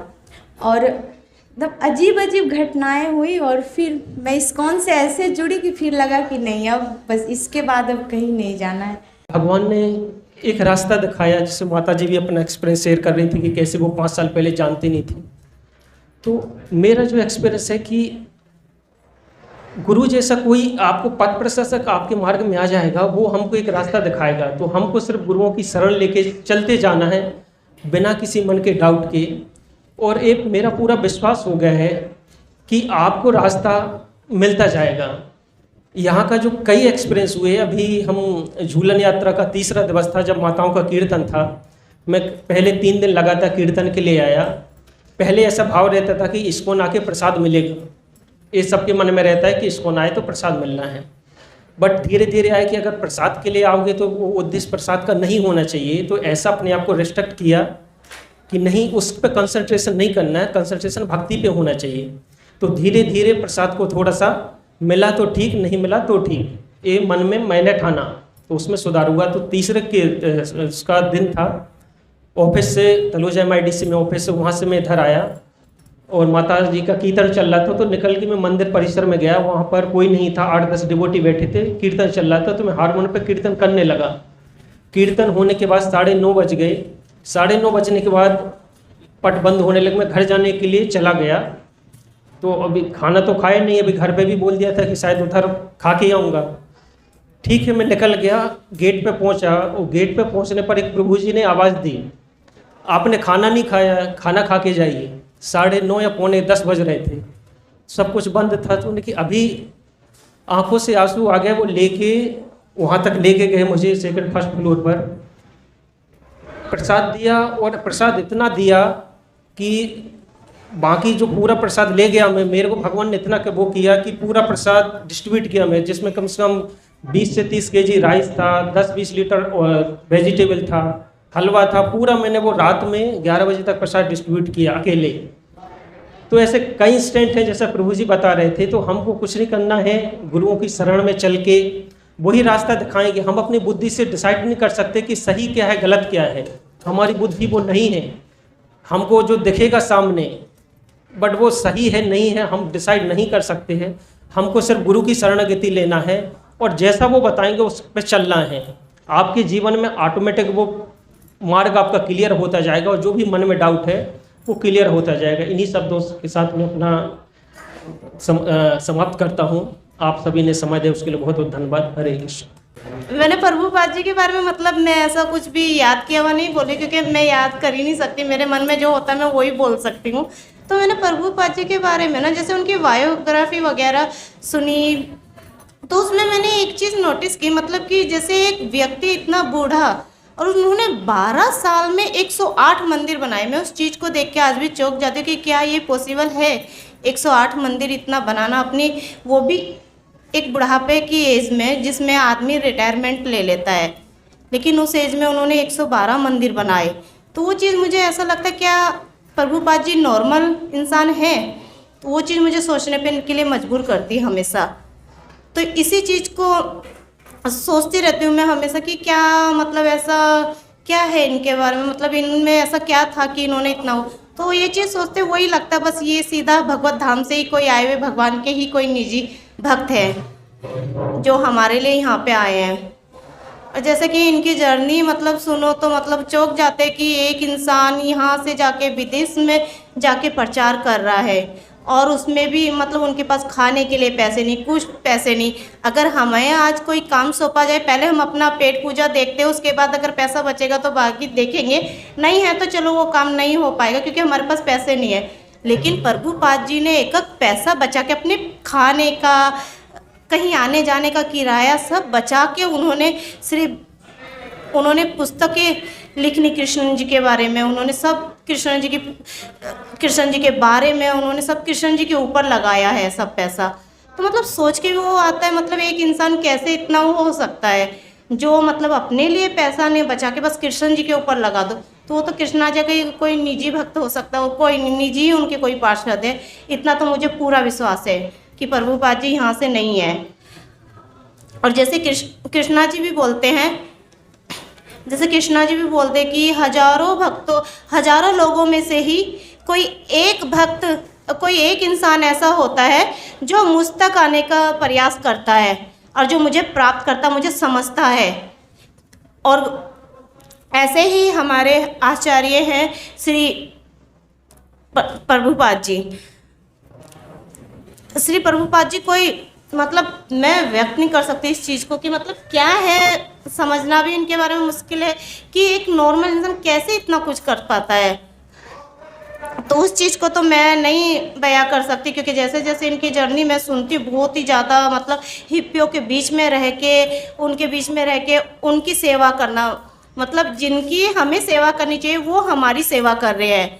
वो इंसान है क्या 12 जैसे मैं सुनती हूँ कि 12 प्रकार के भोजन बनाते थे।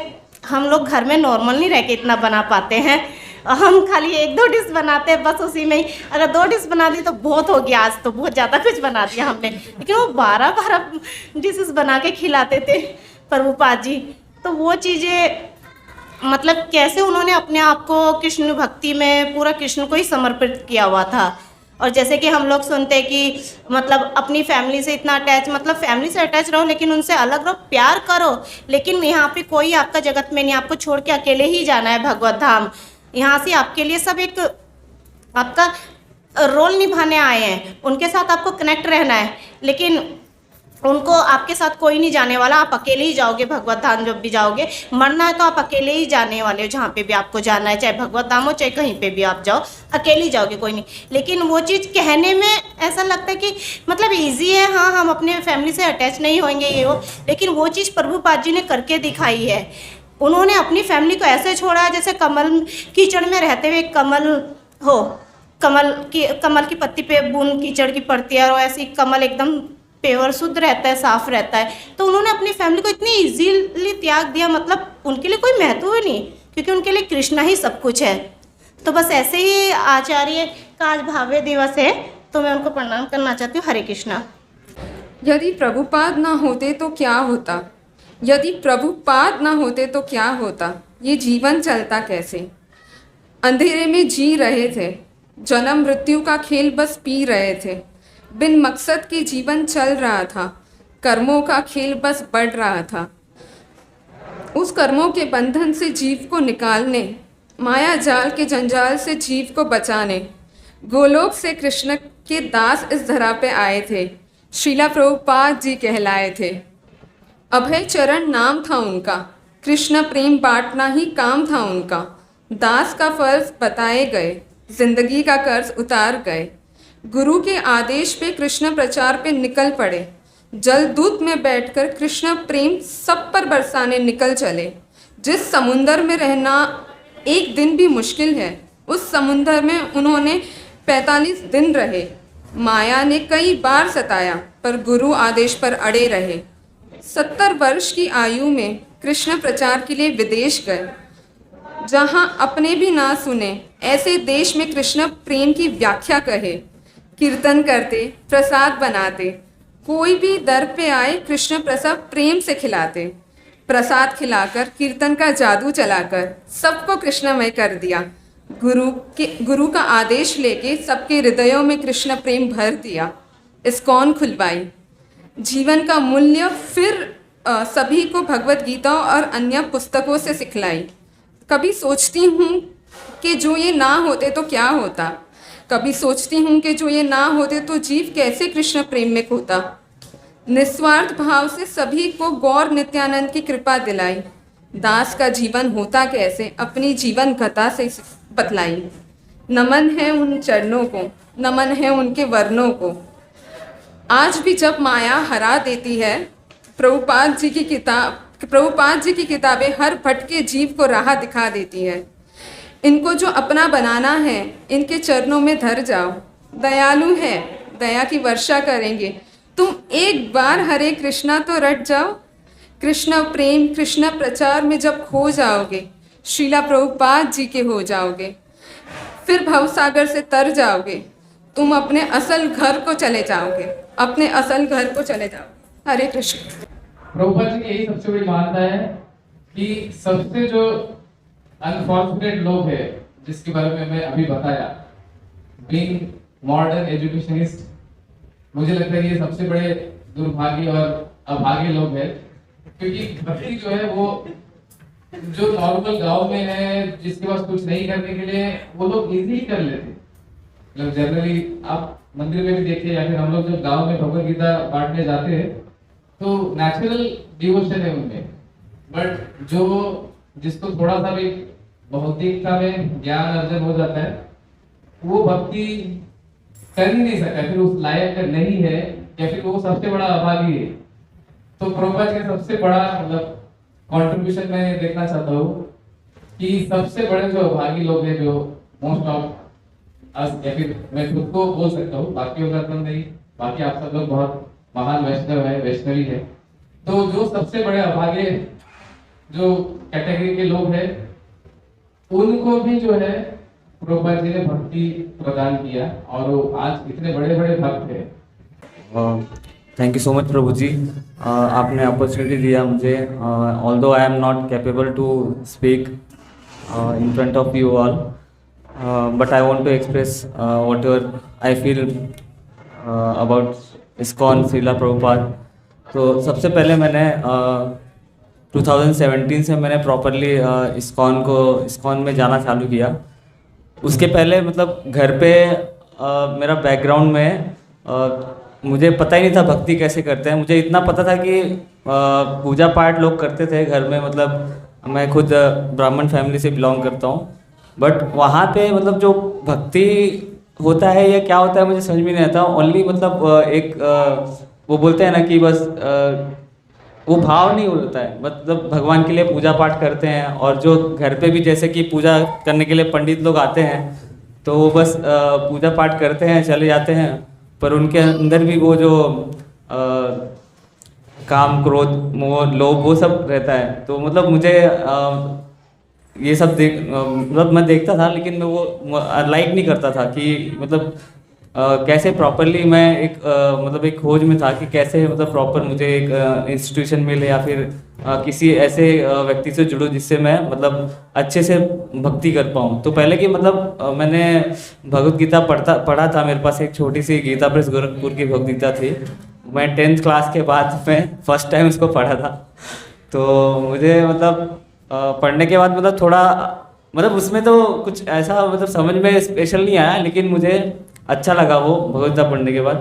तो फिर लेकिन मुझे ज़्यादा समझ में नहीं आया, तो मैं सोचा धीरे धीरे मैं अभी देखूंगा मतलब कौन ऐसा प्रॉपर इंसान मिल सके जिससे मैं समझ सकूँ। तो उसके बाद फिर 2017 से जब मैं इस्कॉन से जुड़ा तो फिर फिर मैं मतलब मुझे अच्छा लगा इस्कॉन के यहाँ पे जब भक्तों को देखता था, जो सेवा भाव में देखता था यहाँ पर, और भक्तों के अंदर जो मतलब भगवान के प्रति जो इमोशंस थे वो सब देख के मुझे बहुत अच्छा लगा। तो ये सब मुझे बहुत अच्छा लगा। और प्रभुपाद जी ने हमें मतलब बहुत अच्छा ये सराउंडिंग दिया है। मतलब मेरे बैकग्राउंड में कैसा है कि मैं देखता था कि भक्ति करते हैं, मतलब कैसे लोग हैं वो एकदम नॉर्मल सा लाइफस्टाइल रहते हैं। लेकिन यहाँ पर प्रभुपाद जी ने जो हमें ऐसा इंस्टीट्यूशन दिया है, यहाँ पर मैं भक्तों को देखता हूँ मतलब बहुत अच्छे मतलब लाइफस्टाइल से रहते हैं और भक्ति भाव करते रहते हैं। तो वो एसोसिएशन देखता हूँ यहाँ पर। और यहाँ पर जो भी जितने भी ब्रह्मचारी सबको देखता हूँ मैं, तो सब अच्छे से पढ़े लिखे IIT IIM से पढ़े हुए मतलब प्रभु जी लोग आते हैं। उसके बाद अपना मतलब मटेरियल स्टडी करने के बाद जो स्पिरिचुअल लाइफ में ऐसा घुस जाते हैं कि मतलब समझ में नहीं आता कि कैसे डायरेक्टली वहाँ से मतलब पढ़ने के आने के बाद और इतना अच्छा स्पिरिचुअल नॉलेज और वो फीलिंग मतलब भगवान के लिए वो इमोशंस लेके आते हैं। तो ये सब प्रभुपाद जी की वजह से ही हुआ। इतना अच्छा उन्होंने कल्टीवेट किया है, उतना अच्छा वो सब करके गए। तो बस इतना ही मैं बोलना चाहता हूँ प्रभुपाद के लिए। Thank you. हरे कृष्णा। पहली बात तो आप सबको बधाई हो प्रभुपाद जी के जन्म उत्सव की 127th। अभी मैं कहना चाहूँगा इस्कॉन के बारे में। प्रभुपाद जी ने जो हमें चीज़ दी है बहुत ही बढ़िया और बहुत ही ब्यूटीफुल दी है। इस्कॉन टेम्पल, जैसे कि खारघर की बात करनी चाहे, वैसे तो सब जगह इस्कॉन टेम्पल है, यहाँ इंडिया में और विदेश में भी। जैसे कि इस्कॉन टेम्पल देखें तो as compare to ordinary temple से, जैसे ऑर्डिनरी टेम्पल में जाओ 2-4 मिनट बैठो, बोलेंगे चलो भाई ये थोड़ा पूड़ी में प्रसाद दिया और भागे, चलो हो गया काम। अभी यहाँ टेम्पल आए, थिंकिंग है ये भी टेम्पल वैसा ही रहेगा।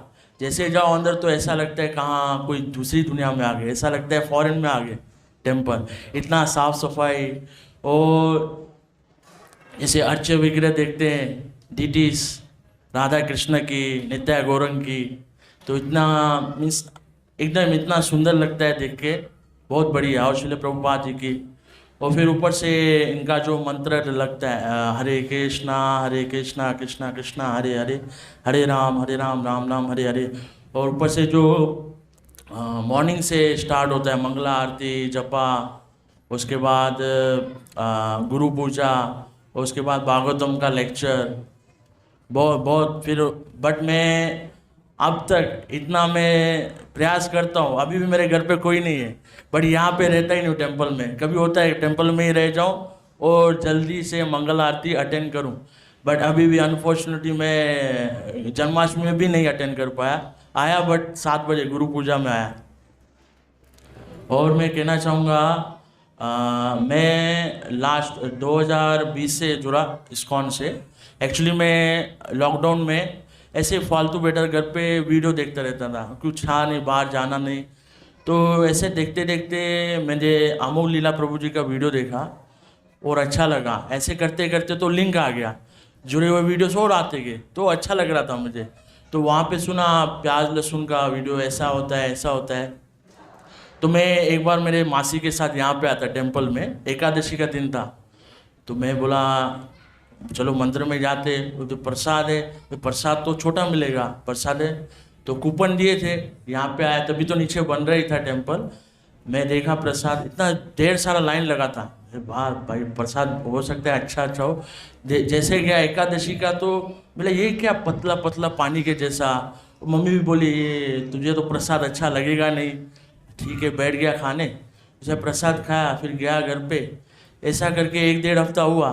फिर मुझे अंदर से ही लगा कि भाई टेम्पल जाना चाहिए, इस्कॉन टेम्पल जाना चाहिए।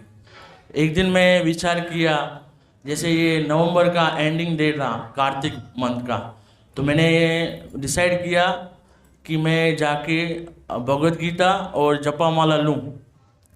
30 तारीख को आया मैं, जपा माला और भगवद गीता लिया ऑफरिंग करके श्री राधा मदन मोहन जी को। भगवद गीता और ये मैंने डिसाइड किया 1 तारीख को पढ़ूंगा। ऐसा करके 2nd आ गया, ऐसा करते करते 3rd आ गया, बट स्टार्ट कर दिया भगवद गीता पढ़ना। ऐसे करते करते पढ़ना स्टार्ट किया। फिर हर संडे आता रहता था, बट ज़्यादा नहीं रुकता था, आधा घंटा 1 घंटा चले जाता, क्योंकि किससे मेरा रेपो नहीं बना था यहाँ तक। फिर ऐसा करते जनवरी आया 2021, ऐसा करके बैठा था लेक्चर में, भागवतम लेक्चर चल रहा था सूरदास प्रभु जी का। ऐसा करके ऋषभ प्रभु जी ने बात किया, आप कैसे हैं, कहाँ से हैं, तो ऐसा करके मुझे ज्वाइन कर दिया युवा क्लब।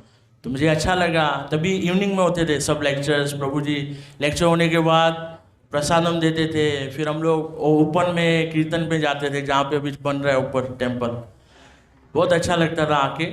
ऐसे करते करते फिर 2000 अभी लास्ट ईयर ही 2022 आया, जिसमें मेरा फर्स्ट भगवद गीता मैराथन हुआ था।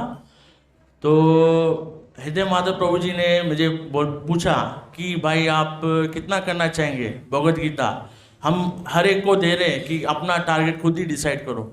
तो मेरे मुंह से आया, मैं बोला प्रभु जी कितना दिन चलता है ये मैराथन?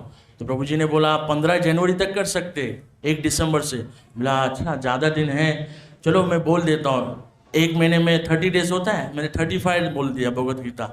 तो मैं बोल के तो मैं पछता गया, सब बोले थे हरी बोल हरी बोल, मुझे खुशी हो रही थी, बट मैंने बोला अरे यार मैं तो फंस गया, 35 बोल दिया। ऐसे करते करते 1-2 भगवद गीता था मेरे पास, प्रभु जी ने बोला ले लो टेम्पल से, 8 ले लो 10 ले लो। मैं बोला अरे भाई अभी कम से कम 1-2 तो जाना चाहिए, 8-10 में कहाँ लेके जाऊँगा, घर वाले बोलेंगे ये क्या तू दुकान लगाने आया क्या भगवद गीता का। तो फिर ऐसा करके 8 भगवद गीता लिया प्रभु जी ने। मैंने बोला हिंदी मराठी तो ज़्यादा, इंग्लिश तो किससे नहीं मुझे जमता है इंग्लिश बात करना, ना कोई ले सकता है। तो मैंने लिया भगवद गीता। ऐसे करते करते पूरा 15 दिन निकल गया। मैं तो ग्रुप में आते जा रहे, आज प्रभु जी ने इतना किया, हमने स्टॉल किया, इतना किया। तो मैं बोला यार मैं फंस गया 35 लेके। ऐसे करके फिर जो आने वाला था 15 दिन के बाद वीक संडे ही था, तो गोडाउन हमारा जो बना है ना नीचे, तो शौर्य चेतन प्रभु जी का लेक्चर था, वहाँ पे सबको मोटिव कर रहे थे कि हमें कैसे करनी चाहिए सर्विस भगवद गीता। सबका स्कोर कम ज़्यादा था। तो प्रभु जी ने बताया, बोला आपका कैसा है, जो लोग ट्रेन में ट्रैवलिंग करते तो ट्रेन में भी कर सकते। एक आइडिया दिया, भगवद गीता एक आप लेके जाओ, खोल के पढ़ो, और कोई ना कोई आपको पूछे ये कौन सा बुक है, क्या पढ़ रहे हो, इसमें क्या लिखा है, तो थोड़ा लेके पढ़ेगा। तो मैंने बोला ये प्रभु जी का तो आइडिया बढ़िया है, अच्छा लगता है, तो एक बार मैं प्रयास करता हूँ। तो एक बार मैं 3 भगवद गीता लेके गया बैग में, हैवी तो लग रहा था, टिफिन भी था, 2-2 ट्रेन चेंज करना। तभी मैं कांचन मार्ग में जॉब करता था, अभी कोलाबा। तो फिर मैंने बोला चलो ठीक है लेके जाता हूँ। बट जो प्रभु जी ने बोला ऐसा खोल के, मैं सोच में पड़ा है ये खोल के करूँगा, कोई लेगा नहीं लेगा।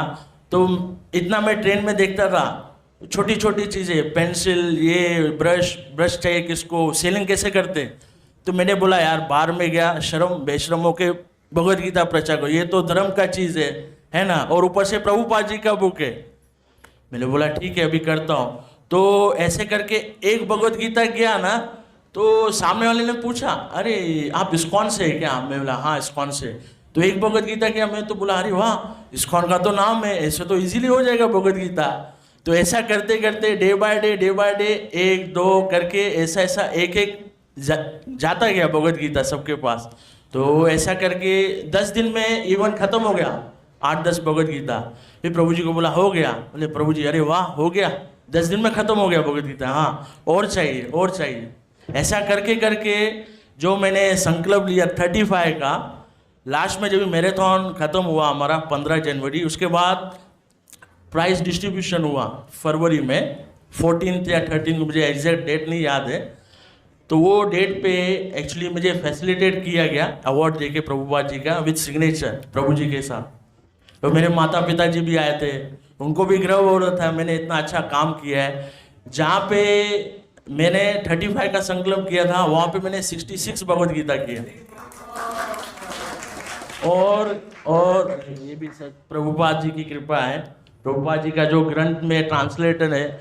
और मेरा भी डेली का है नियम, अगर एकादशी में मैं लेट हो गया, मेरे घर में भी लड्डू गोपाल जी है, सुबह अभिषेक करके जाता हूँ, फिर जब भी एकादशी रहता है तो रात में पढ़ता हूँ भगवद गीता डेली 1 श्लोक, नियम है 1 श्लोक पढ़ने का, बाद में ही दूसरा काम करने का।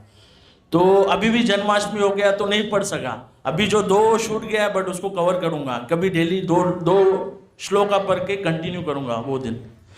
तो अभी ये सब होने के बाद भगवत गीता इतना मुझे अच्छा लग गया ये काम। अभी तो मैंने निश्चय कर दिया है, जब भी मैं यहाँ से जॉब के लिए जाता हूँ तो भगवत गीता मेरे बैग में 4 भगवत गीता रहता है, 2 मराठी 2 हिंदी, कभी कभार 2 मराठी लेता हूँ, 1 हिंदी तो 1 इंग्लिश। किसी को ट्रेन में कभी 3 होता है, कभी 2 होता है, कभी 1 होता है, बट नियम है मेरा लेके जाना, हो या ना हो, बट जो है प्रभुपाद जी का सर्विस, डिवोटी सर्विस, वो करना है। बहुत विफल भी होते हैं, ना बोलते हैं, कोई बोलते हैं अरे क्या तुम्हारा ये वो, कोई तो ऐसा भी टोक लेते, भाई ये तू क्या कर रहा है इधर आके भगवत गीता बांट रहा है। मैं बोला भाई आप लोग मंदिर नहीं आ रहे तभी तो हम लोग इधर आ रहे हैं आपको देने भगवत गीता। थैंक यू श्रील प्रभुपाद की जय। हरे कृष्ण। बस एक छोटा श्लोक है, वो मैं बहुत दिनों से सोच रहा था कि मुझे बोलना है, तो बस वही मैं दोहराना चाहूँगा। मैंने सुना था किसी कथा में तो मैंने उसे नोट करके रख लिया था। प्रश्न आया था कि अमृत कहाँ मिलता है। तो 4 विद्वान लोग बैठे थे, तो जब सवाल पूछा गया तो उत्तर में ऐसा आया कि अबधव यानी महासागर में मिलता है। क्योंकि ये समुद्र मंथन की कथा हुई है जब वहाँ से अमृत निकला था। तो महासागर का पहला उत्तर आता है। फिर दूसरा आता है विधव यानी चंद्रमा में, क्योंकि चंद्रमा का जो तेज है वो बहुत ग्लोरियस होता है, तो सब कहते हैं कि नहीं चंद्रमा में होता होगा। तो तीसरा जो उत्तर आया था वो आया था वधूमुखे, तो जो ब्राइड होती हैं, जो न्यूली मैरिड ब्राइड होती हैं, उनके मुख में होता है। एंड चौथा आया था कि फणीनाम निवासे, यानी आप लोगों ने भीमसेन की कथा सुनी होगी, जब उन्हें विष पिलाया गया था तो जब सर्पलोक में उन्हें फेंक दिया गया था जल नीचे, तो मुझे कुछ जड़ी बूटी जो दी गई थी जिनकी वजह से उनका जो विष ठीक हुआ था, जिनकी वजह से वो वापस ठीक हो गए थे। तो इसलिए एक ऐसा उत्तर आता है कि फणीनाम निवास है। और एक और उत्तर आया था कि स्वर्ग में भी होता होगा, हो सकता है, क्योंकि जो स्वर्ग में एक ड्रिंक होता है जिसे अमृत के सोमरस करके जिसे अमृत से कंपेयर किया जाता है, क्योंकि वहाँ के लोग बहुत ज़्यादा उनका लाइफ इतना ज़्यादा होता है, इतना ज़्यादा एक्सपांडेड होता है कि वो अमरता ही जैसा है, बहुत लॉन्ग स्पैन होता है। तो 5 उत्तर आए थे, अबधव, विधव, वधुमुखे, फणीनाम निवास से स्वर्गे। तो और ये पांचों के पांचों उत्तर गलत थे। तो सब पूछे कि अच्छा ये सब गलत है, तो क्यों गलत है। तो अबधव यानी महासागर में, अगर महासागर में होता तो महासागर खारा क्यों होता, क्योंकि वो अमृत है तो it should be always sweetest. तो श्लोक अबधव विधव वधुमुखे फणीनाम निवासे स्वर्गे सुधा वसति वै विबुधा वदन्ति शारम शयम। चंद्रमा जो है अगर उसमें अमृत होता तो उसका जो पतन होता है, जो अमावस्या की होती है, वो हमेशा पूर्णिमा में ही होता। तो शारम शयम फिर पतिमृतम। अगर वधु के मुख में होता अमृत होता तो उनका पति का मृत्यु क्यों होता, पतिमृतम। शारम शयम पतिमृतम गरलम। गरलम का मतलब होता है विष। अगर सर्प लोग में अमृत होता तो वो अपने कंठ में विष क्यों धारण करते हैं, गरलम। शारम शयम पतिमृतम गरलम पतंतम। अगर स्वर्ग में अमृत होता तो स्वर्ग से पतन क्यों होता है, धरती पे वापस क्यों बॉर्न होते हैं सब, पतंतम। तो सब एकदम ऐसे थे कि आप अच्छा आपने बता दिया कि हमारा तो उत्तर गलत है, आप सही उत्तर बताइए। तो जो वहाँ पे गुरुजी जो मेरे बैठे हुए थे वो कहते हैं कि स्वर्ग कंठे सुधा वसति वै विबुधा वदन्ति। तो एक जो शुद्ध भक्त के कंठ में वो अमृत होता है, भगवत जरारम। तो भगवत जो होता है, भगवत कथा जैसे प्रभुपाद जी, सबको पता है प्रभुपाद जी को अपनी बुक से कितना प्रेम था। Books are the base essence कहते थे। तो प्रभुपाद जी ने बुक्स पे बहुत फोकस किया था। एंड प्रभुपाद जी के लेक्चर्स में मुझे इंटरेस्ट मैं प्रभुपाद जी से डेडिकेट तब हुआ था जब मुझे प्रभु जी ने कहा था कि you have to listen Prabhupada lecture at least once in a week. तो तब मेरा प्रभुपाद जी के प्रति जो समर्पण है तब थोड़ा सा आ रहा था। इवन माइक पे मैं थोड़ा डर जाता। और मुझे और उससे ज़्यादा टाइम नहीं बोले तो फर्स्ट डे का बस एक इंसिडेंट जो है मुझे हमेशा याद रहता है, क्योंकि फर्स्ट डे का इंसिडेंट मेरे को याद है। मुझे शुभ कृष्ण दास प्रभु जी थे जिन्होंने टेम्पल थोड़ा विजिट करवाया था, टेम्पल शो कराया था। जब मैं प्रभुपाद जी के और प्रभुपाद जी के जो डीटी देखा था, मैंने 3 बार प्रणाम किया था, क्योंकि मुझे लगा वो बैठे हैं एक्चुअली। वो डीटी इतना रियल दिखता है, पता नहीं था। और मतलब उस टाइम पे चश्मा भी नहीं पहना था तो इतना क्लियर नहीं था, मुझे लगा कोई बैठा हुआ है सच में। 3 बार प्रणाम किया था, नहीं हुआ कुछ, नहीं हुआ, कुछ बोल ही नहीं रहे। फिर भी शुभ कृष्ण प्रभु जी बोलते कि नहीं डीटी है, ओके ठीक है, फिर क्लियर हुआ। फिर वहाँ से स्कॉन में पूरा फिर रिजा माता प्रभु से जोड़े। तो प्रभुपाद जी के बारे में जो सबसे मतलब हार्ट टचिंग जो मुझे लगता है कि मैं हमेशा यही सोचता था, इवन मेरा खुद का थॉट ये था कि अब after 50 I will be like sitting somewhere, शांति से बैठ जाऊँगा। प्रभुपाद जी के बारे में सुना कि 70 की एज में ये बाहर गए थे प्रचार करने। मेरा हार्ट ऐसे हो गया, 70 साल की उम्र में कोई कैसे जा सकता है। हाँ, और पानी से तो मुझे खुद डर लगता है। तो जब मैंने सुना कि शिप में गए हैं अभी तो मैं एकदम रखा हुआ था कैसे जा रहे हैं। तो इवन जब प्रभुपाद पूरा लीलामृत तो नहीं पढ़ा, बट कंडेंस फॉर्म जो है उसको जो मैंने जो स्टार्टिंग में पढ़े, उनके जो फेलियर्स वगैरह और जो कितना कथा में सुना है, तो जेन्युइनली वो डेडिकेशन आ जाता है कि someone is doing for your happiness. Prabhupada ji ने हमें भगवत धाम जाने के लिए खुद वृंदावन छोड़ा था। तो आज जो वृंदावन को लेके हमारा भाव होता है कि ब्रज जाना है, वृंदावन जाना है, भगवान के धाम जाना है, यूजुअली बहुत इमोशन भी हो जाता है कि हाँ वृंदावन है वो। जब प्रभुपाद जी ने वृंदावन छोड़ा था प्रचार करने के लिए, तो जेन्युइनली मतलब मेरे जैसा कोई होता है, फिर मैं होता वहाँ पे तो मैं वृंदावन में बस जाता मैं नहीं जाता। तो प्रभुपाद जी ने जब ठीक है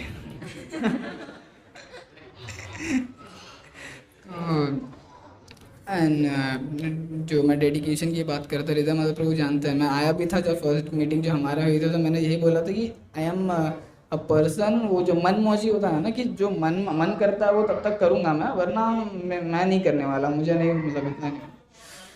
तो प्रभुपाद जी से उनके बुक्स के थ्रू उनसे कनेक्शन बना एंड कोशिश है कि जो प्रभुपाद जी ने कहा है उसके पर उसे फॉलो कर। तो आज जो है मैं आप लोग के सामने जो बैठा हूँ, शायद मैं ना भी होता। प्रभु जी ने जैसे बताया कि जो प्रभुपाद जी है वो अपने डिवोटीज़ की हमेशा हेल्प करते हैं, उन्हें बचाते हैं। तो प्रभु जी ने जो है वो रशिया का जो चुड़ैल वाला बताया, तो उससे जो है मुझे अपने लाइफ का एक इंसिडेंट याद आ रहा है। मतलब वो मेरे साथ घटित हुआ था जस्ट 2 साल पहले। तो उसमें तब मैं इस्कॉन से जॉइन भी नहीं हुआ था। तो क्या हुआ था, मेरा शायद भूतों से पंगा बहुत रहता था। तो भूत जो है वो बहुत परेशान करते थे मुझे। रात को करेक्ट एकदम 12 बजे मेरे अंदर घुस के लाइक इधर उधर मुझे लेके जाते थे। तो एक दिन तो ऐसा हुआ कि लाइक एक कोई तो चुड़ैल ने मुझे पकड़ लिया था, और उसने जो है, मैं सोया था जस्ट, और मुझे सीढ़ियों के ऊपर से 2nd फ्लोर पे लेके गई, और वहाँ से जो मुझे कूदा दिया नीचे। और नीचे जो है बहुत से मतलब नोकीले पत्थर थे। तो मुझे जो है इस्कॉन में आने के बाद मुझे वो वाला इंसिडेंट याद आ रहा है, जब प्रहलाद महाराज को नीचे फेंक दिया गया था, तो उन्हें किसी ने भगवान विष्णु जी ने आके बचाया था। तो मुझे शायद वो लग रहा है कि या तो प्रभुपाद जी ने बचाया था या कन्हैया ने बचाया था, लाइक कैच कर लिया था। और मुझे एक खरोच तक नहीं आई थी। सब गांव वाले जो है, वो गांव में इंसिडेंट हुआ था, तो गांव में तो भूतों का रहते, इधर उधर भटकते रहते, तो मुझे ऐसे पकड़ लेते थे। तो फिर बहुत से लोग लाइक इवन मैं रात को फिर उठ के गया, खटखटा रहा हूँ बट मुझे पकड़ के, ऐसे गला पकड़ के रखा है, लाइक मैं कुछ बोल भी नहीं पा रहा। तो कन्हैया की कृपा थी कि मैं बच गया। और बहुत से ऐसे इंसिडेंट हुए मेरे साथ कि लाइक मैं बहुत बार जो है अपने माता पिता से बिछड़ भी गया हूँ। लाइक फर्स्ट स्टैंडर्ड में मैं मतलब अकेले में मुंबई चला गया था कैसे तो करके, फिर वहाँ से अपने आप फिर कैसे कैसे करके 2-3 बार ऐसा हुआ है, फिर वापस मिल गया। तो शायद ये जो है प्रभुपाद जी का, कन्हैया का प्लान था कि जो है मुझे जो है इस्कॉन में आना है, इसलिए जो है मुझे जीवित रखा है ताकि प्रभुपाद जी के मिशन में जो है मैं कुछ योगदान कर पाऊँ। और प्रभुपाद जी का लाइक बहुत से सीनियर डिवोटी से मैंने सुना है कि प्रभुपाद जी जो है अपने पुस्तक में जीवित है। तो ये एक्चुअली ये मैंने रियलाइज़ भी किया, एक्सपीरियंस भी किया है कि जब भी मैं पढ़ता हूँ प्रभुपाद जी के बुक्स तो वो एक अलग ही फीलिंग होता है और उसके बाद जो है आपका कॉन्फिडेंस लेवल एक अलग ही लेवल पे चला जाता है। इवन आप किसी को बहुत अच्छे वे में समझा पाते हो, एक्सप्लेन कर पाते हो अबाउट कृष्णा कॉन्शियसनेस और अबाउट भगवद गीता। तो ये जो है प्रभुपाद जी के बुक रीडिंग से बहुत कुछ सीखने को मिलता है। और मैं आप सभी से प्रार्थना करूंगा कि मेरे लिए कृपया कर ब्लेसिंग्स दीजिए कि मैं जो है और अच्छे से प्रभुपाद जी के बुक्स पढ़ पाऊँ और जो है लोगों को और अच्छे से प्रचार कर पाऊँ। मैं बचपन से मुझे थोड़ा आध्यात्मिक रहना, मतलब कीर्तन प्रवचन में बैठना जाना पसंद था। इवन गांव में भी जहाँ कथा पंडाल सब रहता था, हम लोग जाते थे। तो मेरे साथ जो जितने बच्चे रहते थे वो आते नहीं थे, सब बोलते थे कि ये थोड़ा वो बूढ़े लोग का काम है, वो अंदर जाना बैठना, हाँ वो अच्छा खासा है। फिर भी मुझे पसंद था मतलब कुछ सुनना किसी मतलब आध्यात्मिक। और जैसे देखा जाए तो मैं लिंगायत यानी कर्नाटक में शैविज्म को ज़्यादा फॉलो करते हैं, तो मैं भी उसी फैमिली से बिलोंग करता हूँ। तो मैंने देखा जैसे लिंगायत में वही लोग आ सकते हैं जो लिंगायत है, मतलब उन्हीं का बोला वाला रहेगा, जो भी है वही बोलेंगे, अपने इसमें सब करेंगे। फिर बाहर भी हमने देखा तो जितने भी जो अलग अलग संप्रदाय है जो यहीं बनाए हुए हैं, तो सब जगह वहीं के लोग वहीं ये कर जाते हैं। जैसे जैसे क्या बोलते हैं उसको क्या बोलते हैं जैसे जैसे हमारे जो गुरुजी थे मतलब लिंगायत मराठवाड़ा जो एरिया में जो मतलब जो सबको शिक्षा देते थे, वो जस्ट ये लॉकडाउन में उन्होंने शरीर छोड़ा। तो उनके पश्चात उनका जो सीट था मतलब मठ का जो सीट था, तो उन्हें एक बच्चे को दे दिया, मतलब उनके फैमिली के। हाँ, तो ऐसा हो गया। तो हमें लगा कि ये ऐसे कैसे हो गया, मतलब किसी प्रकार का बच्चों को ज्ञान नहीं, कुछ नहीं, वो कैसे संभाल पाएगा सब चीज़ें। लेकिन इस्कॉन में प्रभुपाद जी ने हर एक को मौका दिया, हर एक को, चाहे वो ब्राह्मण हो, चाहे वो क्षत्रिय हो, शूद्र हो, जो भी है। इवन हमने कई बार अपने इस्कॉन में मुसलमान भक्त भी बन गए, दीक्षित है, सेवा कर रहे हैं, प्रचार कर रहे हैं। तो थोड़ा मतलब ये लगा मतलब कि प्रभुपाद जी मतलब सबको मौका दिए। अभी तो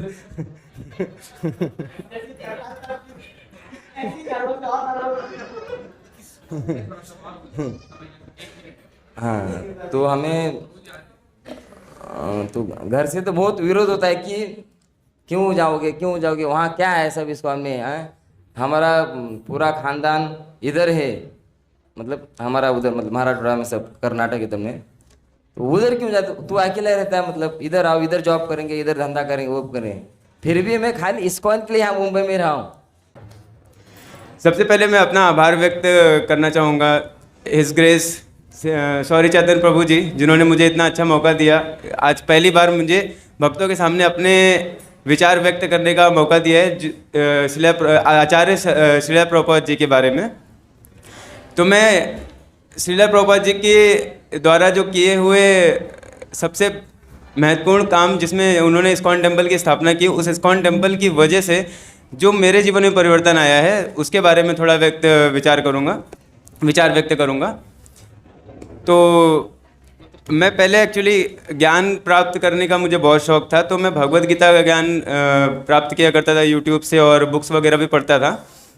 तो एक दिन हमने हिज ग्रेस अमोघ लीला प्रभु को यूट्यूब पे देखा। देन मैंने देखा कि भक्ति, पहले मैं भक्ति से एक्चुअली दूर भागने वाला इंसान था, बट भक्ति इस प्रकार से भी हो सकती है। इस्कॉन टेम्पल में एक अलग ही लेवल की भक्ति हो रही है। यहाँ पे आईआईटी और बड़े बड़े पढ़े लिखे लोग और काफ़ी सारे जिनको बहुत सारी नॉलेज मिल चुकी होगी आईआईटी में, बट उनको वहाँ भी कमी महसूस हुई होगी कि पूर्ण नॉलेज नहीं है, तो फिर वो यहाँ पे दिव्य ज्ञान प्राप्त करने इस्कॉन टेम्पल में जुड़ते हैं। तो मुझे लगा ये अलग ही प्रकार का कुछ है। अमोघ लीला प्रभु के बारे में हमने थोड़ा सर्च किया यूट्यूब पे, तो मैंने देखा इतना एनर्जेटिक, इतना एंथुसियाज्म है भक्ति के प्रति, इतने यंग एज में काफ़ी सारे लोगों को देखा। देन मैंने सोचा कुछ तो होगा, तो उनके काफ़ी सारे वीडियोस देख के मुझे लगा कि ये सारे भगवद गीता से रिलेटेड एंड जो बातें बता रहे हैं वो एकदम कहीं भी इसमें कोई त्रुटि नहीं है, क्योंकि वो सीधा भगवान से आ रही हुई बातें हैं। तो इस्कॉन में वही सारी चीज़ें बताई जाती हैं। देन मैंने सोचा कि काश मेरा भी मौका, मुझे भी अवसर मिलता है इस्कॉन में ज्वाइन होने का, बट मैं तो यहाँ रहता हूँ, यहाँ पे है ही नहीं कुछ। देन मैंने एक दिन सर्च किया गूगल पे, तो मुझे दिखा जस्ट अभी 2.5 मंथ पहले या 3 मंथ्स पहले कि इस्कॉन है यहाँ पे खारघर में। मैं खुश हो गया, मैंने जस्ट विजिट किया। ठीक है, चलो क्यूरियोसिटी है, हमारे ज्ञान को प्राप्त करने की मेरी इच्छा बहुत होती थी, तो मुझे लगा चलो ज्ञान प्राप्त करने के लिए चलते हैं इस्कॉन में, क्योंकि वहाँ पे एक गुरु मिलेंगे। क्योंकि विदाउट गुरु मैं अभी तक भगवद गीता स्टडी कर रहा था 5 ईयर से। देन एक गुरु होंगे तो एग्जैक्टली समझा सकते हैं कि भगवान के क्या विचार हैं, कि भगवान बोलना क्या चाह रहे हैं एक्चुअली भगवद गीता में। हम अपने हिसाब से मान लीजिए कुछ और समझ के कुछ और गलतियाँ कर बैठे समाज में। तो मैं इस्कॉन आया जस्ट केवल और केवल ज्ञान की इच्छा से, क्योंकि ज्ञान मेरे को बहुत अच्छा लगता था। तो यहाँ पे आके मुझे एकदम अलग ही माहौल मिला। यहाँ पे जो सबसे पहले हृदय माधव प्रभु से मिला, तो उन्होंने जिस हिसाब से मुझे धीमे धीमे इनका चेहरे पे तेज और वो देख के ऐसा प्रतीत हुआ कि यहाँ पे अगर रह रहे हैं प्रभु इतने सालों से इस माहौल में, तो इनके चेहरे पे, प्रभु के चेहरे पे इतना तेज हो सकता है, तो कुछ तो बात है। तो मैं धीमे धीमे मंदिर आने स्टार्ट हुआ, ज़्यादा से ज़्यादा समय यहाँ पे व्यतीत करने लगा। तो आरती और भजन कीर्तन ये सब में मुझे दिलचस्पी नहीं थी, परंतु यहाँ पे जैसे हरे कृष्ण मंत्र और ये सब चीज़ें सुन के जो शिला प्रभुपाद जी ने बनाया है, इतना अच्छा कल्चर बनाया है, इस कल्चर में ज़्यादा से ज़्यादा समय व्यतीत करके मुझे इतना अच्छा प्रतीत हुआ। तो मुझे लगा कि ये सब चीज़ें तो मुझे अच्छी नहीं लगती थी, बट यहाँ पे अच्छी लग रही हैं। तो ये शिला प्रभुपाद जी का महिमा है, जो उन्होंने इतना अच्छा कल्चर बनाया कि हमारे जैसा व्यक्ति जो भक्ति से भक्त था सिर्फ ज्ञान की वजह से आया, बट ज्ञान के अलावा भी यहाँ पे कई सारी चीज़ें जो मिली हैं, भक्तों का संग मिला है। तो इस वजह से मैंने ज़्यादा से ज़्यादा समय व्यतीत करने लगा। मेरे अंदर की कई सारी कमियां हैं जो मैं खुद से दूर करने की कोशिश कर रहा था, बट कभी नहीं दूर कर पाया। यहाँ पे जैसे एक मेंटर मिल पाया मुझे, जिन्होंने बताया उसका तरीका कैसे दूर करना है ईजी वे में, विदाउट एनी एफर्ट्स। जैसे देर से सो के उठने की आदत है तो जल्दी उठने लगा, और एक्चुअली ये जल्दी उठना मतलब कैसा है कि एक एनर्जी रहती है कि हमें प्रभु से मिलना है, यहाँ पे एक माहौल में आना है, आके ही फील हो जाता है कि कहीं तो बेस्ट जगह आए हैं, तो उसके लिए ऑटोमेटिकली नींद खुलती ही है। तो देर से कई सारी आदतें हैं जो सालों से पड़ी हुई है, बट वो ख़त्म हो गई एक दिन में। इतना फास्ट परिवर्तन देखा मैंने, तो इससे प्रतीत हुआ है कि कोई तो एनर्जी है। तो भगवान पे भी उतना ज़्यादा बिलीव नहीं था, बट अभी बिलीव इतना बढ़ गया है भगवान पे भी कि विदाउट एनर्जी कोई भी बेवजह बिना किसी इवन मैं बिजनेस कर रहा हूँ, मैं जल्दी सो के उठ के पहले भी बिजनेस में अगर वर्क करता तो मैं भी लक्ष्मी ज़्यादा कमा सकता था, बट पैसे मुझे नहीं उठा पाया जल्दी। बट यहाँ भक्ति ने मुझे जल्दी उठा लिया। जो इतना बड़ा लेजीनेस है वो पैसे से लेजीनेस नहीं ख़त्म हुआ है, बट भक्ति ने लेजीनेस ख़त्म कर दिया है। तो उससे समझ में आया कि भक्ति में सबसे बड़ी शक्ति है। और यहाँ पे जो दिव्य ज्ञान प्राप्त करना है उसके लिए सबसे पहली चीज़ हमारे मन की स्थिरता होनी चाहिए। तो उस मन की स्थिरता को कैसे लाएं? दिव्य ज्ञान प्राप्त करने के लिए हमारा मन उतना अच्छा नहीं था कि पढ़ लेना भगवत गीता में, बट उसको एक्चुअली में याद रख पाना हमेशा के लिए, वो उसके लिए माला करना बहुत ज़रूरी है। तो वो मुझे माला पे पहले ट्रस्ट नहीं था। माधव प्रभु बोले कि माला करो, मैं नहीं कर रहा। 4-5 दिन मैंने माला ही नहीं किया। तो मुझे लगा कि माला क्यों करूँ। मैं वैसा जिज्ञासु टाइप का इंसान था कि जब तक मुझे चीज़ों को समझ में नहीं आ जाता कि क्यों करना है, तब तक मैं किसी पे अंधविश्वास करके ऐसा करना स्टार्ट नहीं कर देते थे। जस्ट उन्होंने बोला तो करना स्टार्ट कर दो, ऐसा नहीं। फिर जैसे जैसे उन्होंने साइंटिफिक लॉजिक बताया हर एक चीज़ का, तो यहाँ पे कोई भी चीज़ अगर भक्ति में हो रही है तो हर एक चीज़ का एक बेस्ट लॉजिक है, जो जब तक नहीं पता चला था मुझे, मैंने उसको कभी भी अप्लाई नहीं किया अपनी लाइफ में। तो यहाँ पे इस्कॉन में यही होता है कि हम लोगों को जितनी भी 4 नियम का पालन या 16 माला जप, ये सब क्यों ज़रूरी है, ये सब तो हमें पहले से ही लाइफ में बहुत सारे लोग मिले हैं जिन्होंने बताया है कि आप ये कीजिए वो कीजिए, बट मैंने कभी बिलीव नहीं, कैसे कर लूँ मैं, कोई रीज़न तो बताओ। बट यहाँ पे आके पता चल रहा है नहीं, हर एक चीज़ का एक लॉजिक है। कीर्तन करने का एक सिंगिंग मिल रहा है, डांसिंग मिल रहा है, कई सारी चीज़ें हैं जो मन को प्रसन्न कर रही हैं। तो उसके चलते मैंने सब शुरू किया, और शुरू करने के बाद मैंने सोचा जस्ट ट्राई करता हूँ।